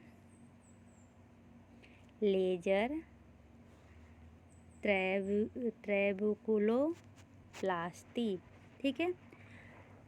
अब आते हैं कि एंटी ग्लोकोमा ड्रग्स कौन कौन सा है। तो सबसे पहला ड्रग्स है वो है कोलिनर्जिक एगोनिस्ट। इसमें कौन सा आता है, अभी बताए थे, पिलोकार्पिन आता है। ये क्या करता है, ट्रेबिकुलर आउटफ्लो को बढ़ा देता है। लेकिन इसके साइड इफ़ेक्ट क्या हैं कि हर ड्रग्स को लेने से पहले उसका साइड इफ़ेक्ट देखने को मिलता है। तो इसके कारण होता है, पहला जो है यूवाइटिस मतलब क्या होता है, इन्फ्लामेशन इन यूविया। दूसरा सिलियली मसल स्पाज्म हो जाता है, जिसके कारण ऑकुलर पेन होते हैं और डिस्टेंस का जो विजन होता है वो लॉस होने का खतरा रहता है। और क्या दिखेगा, सीडोमायोपिया, पंक्चर स्टेनोसिस, रेटिनल डिटैचमेंट, ये सब मेनली साइड इफ़ेक्ट हैं। तो अगर मान लीजिए कोई पेशेंट है, साइड इफ़ेक्ट देखना क्यों ज़रूरी है, ये बहुत ही इंपॉर्टेंट है। जैसे कोई पेशेंट है जिसको ऑलरेडी रेटिनल डिटैचमेंट होया हुआ है तो हम उन्हें ये कोलिनर्जिक एगोनिस्ट नहीं देंगे।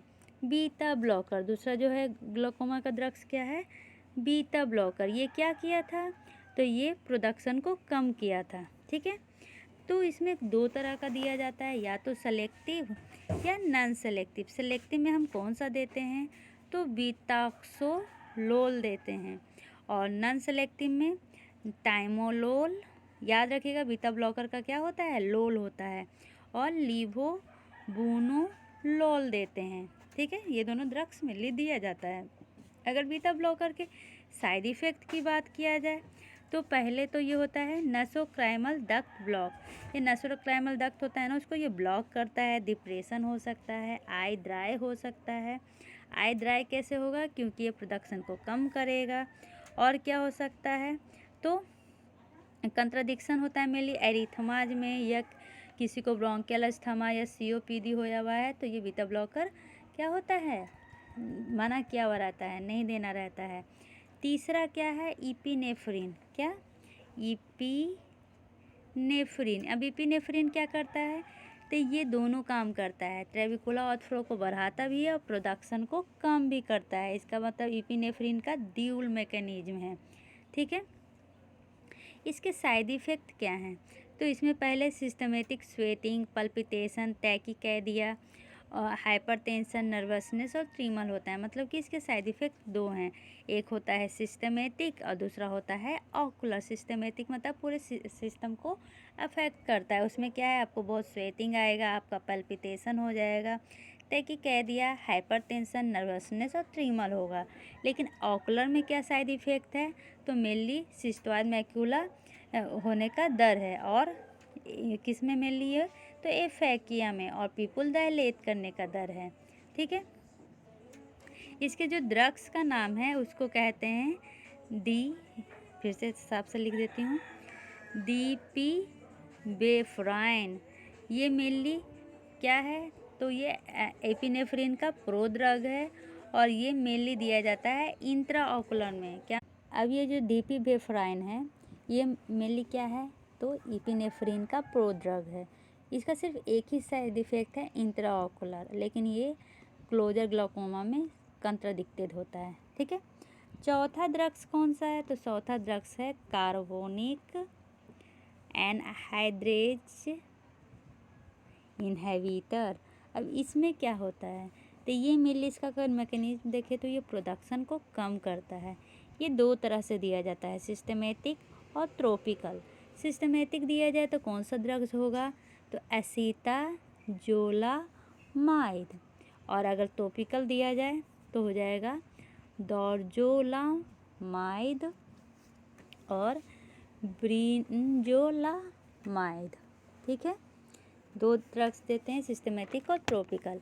अगर इसके साइड इफ़ेक्ट की बात करें तो जो एसीटाजोलामाइड है ना, उसका साइड इफ़ेक्ट सबसे पहले देखते हैं। तो एसीटाजोलामाइड का साइड इफ़ेक्ट हो जाता है कि ये मेनली सल्फ़र, जिसको एलर्जी हुआ है उसमें ये कंट्राडिक्टेड होता है। सल्फ़र के एलर्जी में क्या होता है? ये कंट्राडिक्टेड होता है।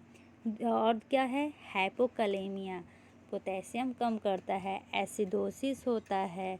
ठीक है। और क्या होगा? क्रोनिक रिनल फेल्योर होने के चांसेस है। और हेपेटिक फेल्योर में तो ये पूरी तरह कंट्राडिक्टेड होता है। किसी भी पेशेंट को जिसको हेपेटिक फेल्योर हुआ है उसको एसीटाजोलामाइड नहीं देने का होता है। ठीक है। कंट्राडिक्टेड मतलब उसको एकदम नहीं दे सकते। अब ये डोरा जोलामाइड था और ब्रिन जोलामाइड है, उसका वो क्या है? तो वो मेनली सेफेस्ट होता है। ठीक है। और ड्रग ऑफ चॉइस क्या होता है चिल्ड्रेन में? क्या? डोरा जोलामाइड और ब्रिन जोलामाइड ये सेफेस्ट होता है और चिल्ड्रेन में ड्रग ऑफ चॉइस होते हैं। याद रखिएगा, ड्रग ऑफ चॉइस बहुत ही इंपॉर्टेंट होता है। लेकिन इसका साइड इफ़ेक्ट क्या है? तो कॉर्नियल डिकम्पोजिशन, मतलब कि कॉर्निया की एडिमा को बढ़ा देता है। यहाँ तक समझने में कोई प्रॉब्लम नहीं है। ड्रग ऑफ चॉइस मिल गया बच्चों में। अब इसका छठा ड्रग है, उसका नाम है अल्फ़ा प्रोग्नोसिस। अब ये अल्फ़ा प्रोग्नोसिस में कौन कौन सा ड्रग्स होता है? वो होता है ब्रीमोनिडीन और एप्राक्लोनिडीन। इसका क्या काम है? ये प्रोडक्शन को कम करता है और यूवियल स्क्लेरल आउटफ्लो को बढ़ाता है। तो इसका भी क्या काम है? ड्यूल फंक्शन है। ठीक है। अभी जो पहला है क्या, ब्रीमोनिडीन, इसका साइड इफ़ेक्ट क्या है? तो ये मेनली बच्चों में कंट्राडिक्टेड होता है। याद रखिएगा, जो जहाँ कंट्राडिक्टेड होता है वो याद रखें, क्योंकि उसको दम नहीं दिया जाता है। इसके कारण क्या हो सकता है? एपनिया और डेथ भी हो सकता है। तो कभी भी भूल के ब्रीमोनिडीन बच्चों को नहीं देना चाहिए। और क्या हो जाएगा? ड्रॉजीनेस और डिप्रेशन हो सकता है, लेकिन ये न्यूरो प्रोटेक्शन में हेल्प करता है। ठीक है। दूसरा क्या है? एप्राक्लोनिडीन, ये वाला। ये इसके साइड इफ़ेक्ट क्या हैं? तो इसके कारण टैकीफाइलैक्सिस हो सकता है। और क्या हो सकता है? दूसरा हो सकता है ब्लेफारोकंजक्टिवाइटिस, जो मैक्सिमम चांस होते हैं इसमें। ठीक है। छठा क्या ड्रग्स देंगे? तो छठा में हम देंगे प्रोस्टाग्लैंडिन्स एनालॉग्स। प्रोस्टाग्लैंडिन्स एनालॉग क्यों देंगे? क्योंकि ये बढ़ा देता है हमारा यूवियोस्क्लेरल आउटफ्लो को। क्या को? यूवियोस्क्लेरल आउटफ्लो को बढ़ा देता है। ठीक है। तो इसमें मेनली कौन कौन सा ड्रग्स देते हैं? इसमें देते हैं लतानो प्रोस्ट, बीमाटोप्रोस्ट। इसमें मेनली जो है निमोनिक्स वो है प्रोस्ट, यूनोप्रोस्ट।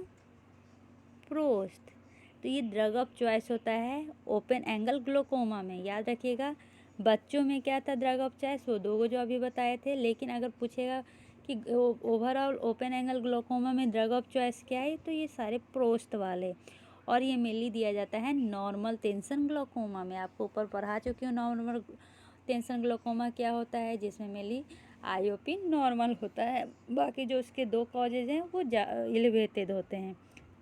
ये मोस्ट पोटेंट ड्रग होता है एंटी ग्लोकोमा ड्रग के लिए। कौन? प्रोस्टाग्लैंडिन्स एनालॉग, जिसका जो लास्ट वाला है प्रोस्ट, उससे आप इसको याद कर सकते हैं। इसका साइड इफ़ेक्ट की बात करें तो साइड इफ़ेक्ट में यूवाइटिस हो जाएगा, CME हो जाएगा, आइरिस हाइपरक्रोमिया हो जाएगा जो मेनली इरिवर्सिबल होता है, ब्लेफारोकंजक्टिवाइटिस होगा, और ट्राइकोमीगैली हो सकता है जो कॉमन होता है। ठीक है, किसके ये ट्राइकोमीगैली किसके लिए कॉमन है? तो बीमाटोप्रोस्ट के लिए। ठीक है, छठा आप समझ गए। अब सतमा में कौन सा है? तो क्या है? हाइपर अस्मोटिक्स। जो लास्ट ड्रग है वो क्या है? हाइपर अस्मोटिक्स। ये क्या करता है? इसमें मेनली आपको पता है जो हमारा विट्रस ह्यूमर है उसमें 98% क्या होता है? वाटर होता है। तो ये क्या करता है ड्रग? ये विट्रस का जो वॉल्यूम होता है उसको श्रिंक कर देता है। तो ये कैसे करता है? श्रिंक मतलब सिकुड़ा देता है। कैसे? तो मैनिटोल देकर। ठीक है, MANNITOR। ये इंट्रावेनस दिया जाता है। ये फास्टेस्ट एक्टिंग एंटी ग्लोकोमा है, ये सबसे तेज काम करता है। ठीक है, ये मेनली ड्रग ऑफ चॉइस होता है किसके लिए? एक्यूट एंगल क्लोजर ग्लोकोमा के लिए। याद रखिएगा, drug of choice acute angle closure glaucoma के लिए कौन सा होता है? तो मैनिटोल। इसका साइड इफ़ेक्ट क्या होता है? इसका साइड इफ़ेक्ट ये होता है कि डिकम्पोजिशन करता है in the case of coronary heart failure. ठीक है, इसका दूसरा क्या है? तो इसका दूसरा है ग्राइसेरॉल ओरल सिरप है, लेकिन ये डायबिटीज मेलिटस वाले लोगों में कंट्राडिक्टेड होता है। ठीक है, अब ये समझ गए क्लोज ओपन एंगल का। अब क्लोज एंगल के मैनेजमेंट में आते हैं। आपको पता है इसमें सर्जरी मेन होता है, तो कौन कौन सा सर्जरी किया जाता है? पेरीफेरल इरिडेक्टोमी। ठीक है, और दूसरा क्या किया जाता है? तो याद रखिएगा, नद यांग लेजर इरिडेक्टोमी, ये सेफर होता है। ठीक है, और ये मेनली सेकेंडरी कैटरैक्ट में भी यूज होता है। ठीक है, ये जो मेनली पेरिफेरल इरिडेक्टोमी और लेजर इरिडेक्टोमी है ना, ये अपोजिट टाइम में किया जाता है एज ए प्रोफाइलैक्टिक। ठीक है, तो अब चलिए क्लोजल जो ग्लोकोमा है उसका एल्गोरिदम देखते हैं। तो इसमें क्या है? इंट्राओकुलर प्रेशर के लिए हम क्या देते हैं? सिस्टेमेटिक ड्रग देते हैं जैसे कि मैनिटोल, आपको बताया था ये ड्रग ऑफ चॉइस है एक्यूट के लिए। और क्या देते हैं? एसिटाजोलामाइड देते हैं। और क्या देते हैं? तो ग्लिसरॉल देते हैं। ये सिस्टेमेटिक ड्रग दिया जाता है। और उसके बाद प्रोफाइलैक्टिक के लिए देते हैं किसमें? तो सेकेंड आई में। और इसमें जो लेजर इलेक्ट्रोमी है ना, वो मेनली किया जाता है जिस आई में मेनली ये क्लोजर ग्लोकोमा हुआ है। ठीक है, अब आते हैं सेकेंडरी ग्लोकोमा या पिगमेंट्री ग्लोकोमा में। कौन सा ग्लोकोमा? सेकेंडरी ग्लोकोमा या पिगमेंट्री ग्लोकोमा। ये मेनली ऐसे पेशेंट में देखा जाता है जो यंग हो, वाइट मेल हो और जिनको मायोपिया होया हुआ है। इसमें मेनली जो आइरिस है वो कनकेव आइरिस है वो टच कर देता है किसको? जोन्यूल्स को, जिसके कारण क्या होता है? डिप्रेशन हो जाता है पिगमेंट ऑफ आइरिस में। ठीक है, यहाँ तक समझने में क्या कोई प्रॉब्लम नहीं है? जो हमारा कनकेव आइरिस है वो जोन्यूल्स को टच कर देता है, जिसके कारण जो पिगमेंट होते हैं आइरिस के वो डिप्रेस हो जाते हैं। यहाँ तक समझ गए? अब देखिए इसमें मेनली इसको क्या कहा जाता है? तो एक्सरसाइज इंड्यूस्ड ग्लोकोमा में भी ये देखने को मिलता है, सेकेंडरी ग्लोकोमा। तो ड्रग ऑफ चॉइस क्या है? तो हम मायोटिक देते हैं, मेनली पिलोकार्पाइन। क्या देते हैं? पिलोकार्पाइन। ये जो सेकेंडरी ग्लोकोमा है इसमें आपको क्लासिक ट्रायाड देखने को मिलता है। अब ये ट्रायाड में क्या क्या होंगे? तो पहला जो होगा वो होगा क्रूकेनबर्ग स्पिंडल। अभी सभी पिक्चर दिखाती हूँ, पहले एक बार नाम लिख देती हूँ। दूसरा क्या होगा, रेडियल ट्रांस इल्यूमिनेशन। तीसरा क्या होगा, इल्यूमिनेशन कहाँ होता है, मेनली आइरिस के डिफेक्ट में आइरिस डिफेक्ट में होता है, मतलब कि radial transillumination iris defect. तीसरा क्या होता है, पिगमेंटेशन ऑफ ट्रेबिकुला मेसवर्क। ठीक, अब आते हैं क्या है, कुरंकेनबर्ग स्पिंडल। अभी पढ़ा, ये नाम से ही पता चलता है कि एक पैटर्न को दिया गया है जिसमें क्या होता है ना, हमारा जो इनर सरफेस है कॉर्निया का, वो क्या होता है, पिगमेंट फॉर्म करता है, पैटर्न फॉर्म करता है।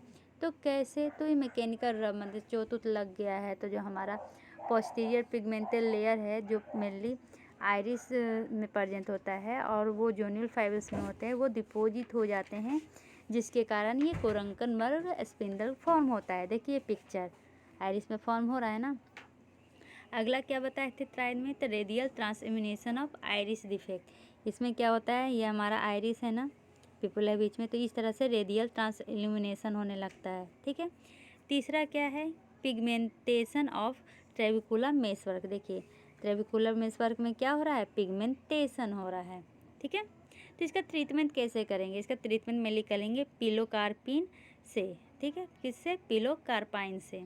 अब एक टर्म है जिसका नाम है स्यूडो एक्सफोलिएशन। क्या है, स्यूडो एक्सफोलिएशन ग्लोकोमा। ठीक है। अब ये क्या है, तो ये mainly most common secondary glaucoma होता है पूरे वर्ल्ड में। सेकेंडरी ग्लोकोमा के बारे में पूछ रहे हैं, अगर कोई पूछेगा मोस्ट कॉमन सेकेंडरी ग्लोकोमा कौन सा है पूरे वर्ल्ड में, तो स्यूडो एक्सफोलिएशन ग्लोकोमा। इसके कारण क्या होता है, तो ये मोस्ट कॉमन कॉज होता है यूनिलेटरल ग्लोकोमा का, एक आँख में ग्लोकोमा का मोस्ट कॉमन कॉज क्या होता है, स्यूडो एक्सफोलिएशन ग्लोकोमा।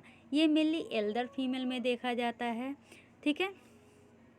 इसमें मेनली क्या होता है, तो इसमें फाइब्रियल मटेरियल डिपोजिट होते हैं ट्रेबिकुलर मेसवर्क में, जिसके कारण एक्वस आउटफ्लो में रेजिस्टेंस होता है और जिसके कारण ग्लोकोमा होता है। तो इसमें आपका साइन और सिम्टम क्या दिखेगा, तो इसमें साइन और सिम्टम मेनली पहला जो दिखेंगे, 3 रिंग फॉर्म होंगे। क्या, 3 रिंग या टारगेट साइन होगा एंटीरियर लेंस कैप्सूल पे। ठीक है, पिक्चर लास्ट में दिखाऊंगी। दूसरा क्या होगा, तो दूसरा हो जाएगा हमारा सीडो एक्सफोलिएशन फ्लैंक हो जाएगा, कहाँ पे, पिपुलरी मार्जिन में। ठीक है। तीसरा क्या होगा, मोथ इथेन ट्रांसमुलेशन डिफेक्ट होगा, मेनली कब, जब पिपुलरी मार्जिन क्लोज होते हैं तब। सारी पिक्चर दिखाऊंगी। फोर्थ में क्या होगा, तो सैम्पाओलिस्ट लाइन बनेगा। ये लाइन मेनली कहाँ बनता है, तो पिगमेंट एंटीरियर टू एस्के वाले लाइन। देखिए यही सीडो एक्सफोलिएशन हो रहा है। ठीक है। इसमें मेनली पिपुला स्मॉल हो जाता है, जोनियल्स वीक हो जाते हैं, एसी एंटीरियर चैम्बर सॉलो हो जाता है। ठीक है। अब इसमें आपको साइन दिखाने के लिए बोला था, पहला था 3 रिंग साइन, जो मेनली देखा जाता है स्लिट लैम्प पे, और ये एक्सएफएस आप सोच रहे होंगे क्या होगा, तो एक्सफोलिएशन सिंड्रोम में मेनली ये देखने को मिलता है। देखिए यही है, क्या है, मेनली इसमें PXF डिपोजिट हो गया है, डिपोजिट हो गया है, डिपोजिट, ये 3 जो रिंग बनाता है ना, वही दिखा रहा है। ठीक है। बीच में क्लियर जोन होते हैं, तो इस तरह से पिक्चर आपको आएगा। तो ये किसका आएगा, सीडो एक्सफोलिएशन सिंड्रोम का आएगा। ठीक है, ये ग्लोकोमा का आएगा। अगला क्या बताया था, तो अगला बोला था मोथ इथेन ट्रांसल्यूमिनेशन डिफेक्ट। देखिए यहाँ पे मार्जिन पे आपको दिख रहा है, पिपुलरी के मार्जिन पे दिखता है। उसके बाद क्या बताया था, तो सैम्पाओलेसी लाइन। देखिए लाइन जो बन रहा है ना, यहाँ पर क्या हो रहा है, तो पिगमेंटेशन इंक्रीज कर रहा है। ठीक है, जो मेनली देखा जाता है सीडो एक्सफोलिएशन सिंड्रोम में। अगर ट्रीटमेंट की बात किया जाए तो सेम ट्रीटमेंट होगा जो ओपन एंगल ग्लोकोमा का होता है। ठीक है। इसमें एक्वा सप्रेशन देते हैं जो है ब्रोमोनिडीन। ठीक है।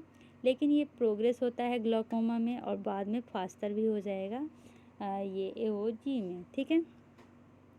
ये मेनली क्या होता है ना, जो हीथ कैटरैक्ट होता है, कैटरैक्ट में आपको बताया था हीथ कैटरैक्ट, जिसमें जो होता है वो थ्रू एक्सफोलिएशन होता है, याद रखिएगा। कैटरैक्ट में क्या होता है, थ्रू एक्सफोलिएशन होता है। लेकिन ये क्या है, ग्लोकोमा, ग्लोकोमा में क्या हो रहा है, स्यूडो एक्सफोलिएशन हो रहा है। ये बहुत ही इंपॉर्टेंट है दोनों को डिफ्रेंशिएट करने में, ठीक है। अब अगला जो टॉपिक है वो है मैलिग्नेंट ग्लोकोमा, जिसको पोस्टीरियर एक्वस मिसडायरेक्शन सिंड्रोम या सीरियली ब्लॉकेज ग्लोकोमा भी कहते हैं। ये सेकेंडरी ग्लोकोमा है। मेनली कहाँ पर होता है तो पोस्ट इंट्राओकुलर सर्जरी के बाद होता है। इसमें आपको क्या देखने को मिलेगा तो वही सोलो एसी, एलिवेटेड आईओपी और पेपिलरी ब्लॉक एब्सेंस मिलेंगे, ठीक है। इसमें मेनली क्या होता है ना, जो विट्रस वॉल्यूम है वो एक्सपेंड कर जाता है। क्योंकि इस जो हमारा एक्वस है वो पोस्टीरियर तरफ से सिक्वेट्रेशन हो जाता है, जिसके कारण क्या होता है एंटीरियर शिफ्ट ऑफ लेंस हो जाता है, ठीक है। लेंस, आइरिस और डायफ्राम।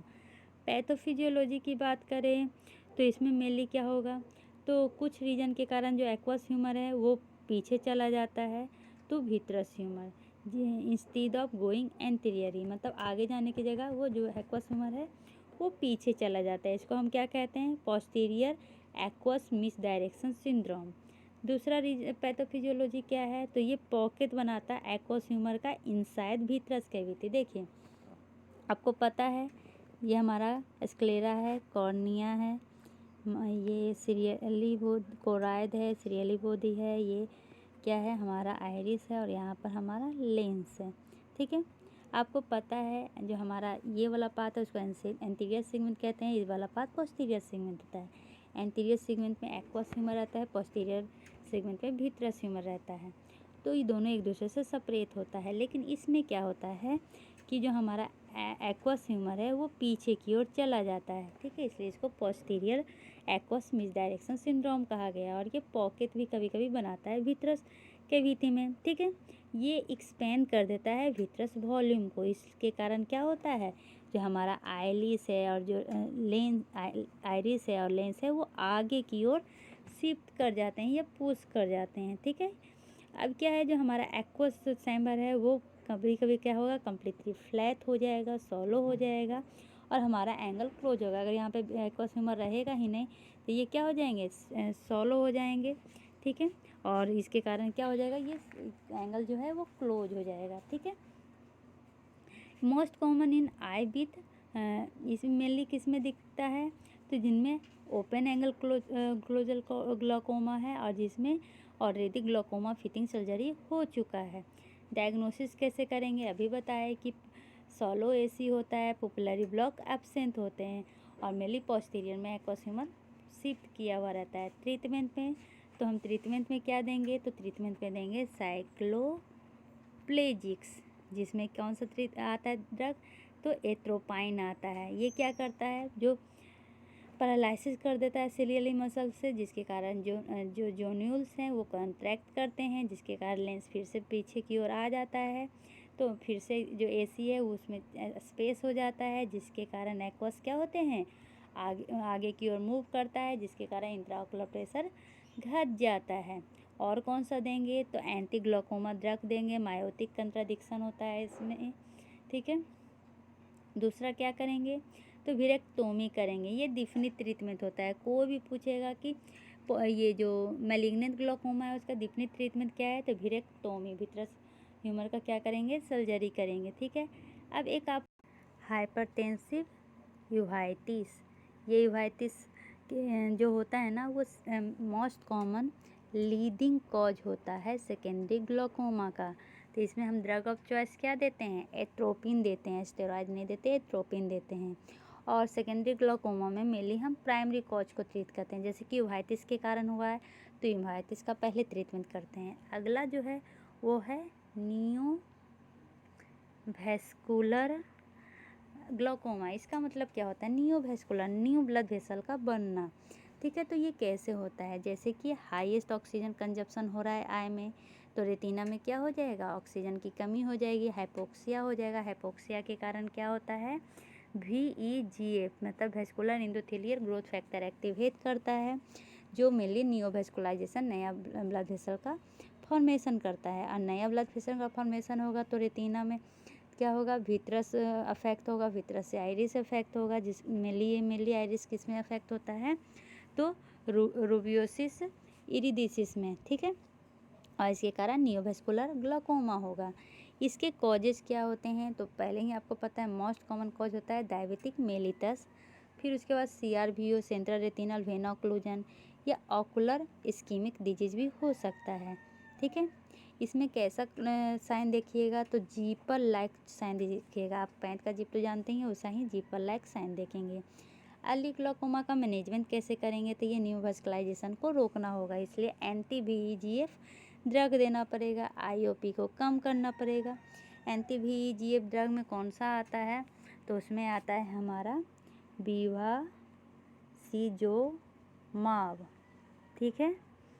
और दूसरा क्या आता है, रानीबीजुमाब। इसमें जो है ना मेन वो जुमाब मेन होता है, ठीक है। जो बेवासिजुमाब है उसमें जो ड्रग्स माने इंडियन में जो पाया जाता है जनरल में, वो होता है एवास्टीन, ठीक है। ये मेनली दिया कैसे जाता है, तो पास प्लेना के थ्रू दिया जाता है।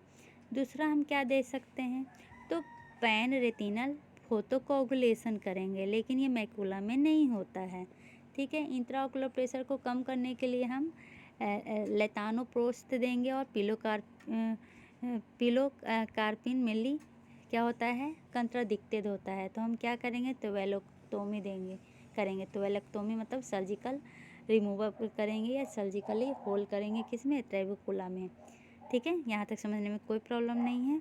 अब ये लास्ट है लेट ग्लूकोमा, इसको एब्सोल्यूट ग्लूकोमा भी कहते हैं। इसमें मेनली होता क्या है, तो इसमें मेनली जो पेशेंट है वो विजन को लॉस करना स्टार्ट कर देते हैं। जो हमारा इंट्राओकुलर प्रेशर हो जाता है, जो नॉर्मल है आपको पता है 21 तक नॉर्मल है, 21 से ज़्यादा हाई आता है। लेकिन इसमें जो लेट ग्लूकोमा है, किसमें, लेट ग्लूकोमा में 70 से लेके 80 mmHg तक पहुंच जाता है, जिसके कारण क्या हो सकता है, ऑप्टिक एट्रोपी होता है। और इसमें क्या होते हैं, तो पेन भी होता है, आपको पता है कि पेन होता है। और ट्रीटमेंट में क्या करते हैं, तो साइक्लो डिस्ट्रक्शन करते हैं, मतलब कि डायोड लेजर साइक्लो फोटोकोगुलेशन करते हैं। क्या, डायोड लेजर और साइक्लो फोटोकोगुलेशन करते हैं, या फिर क्या देते हैं, साइक्लो क्रायोपेक्सी देते हैं। क्या देते हैं, CYCLO साइक्लो क्रायोपेक्सी देते हैं। और इसमें टेम्परेचर प्रोब का कितना रखते हैं, तो -80 डिग्री रखते हैं। इसी के साथ हम ग्लूकोमा ख़त्म होता है। अगला वीडियो में ऑप्टिक चेंजेज इन ग्लूकोमा लेके आएंगे। आशा है वीडियो समझ में आया होगा। बहुत हार्ड टॉपिक है, मैंने सारे टॉपिक को कवर करने का ट्राई किया है। तो अगर पसंद आए तो लाइक और सब्सक्राइब करें। Bye bye, take care, see you.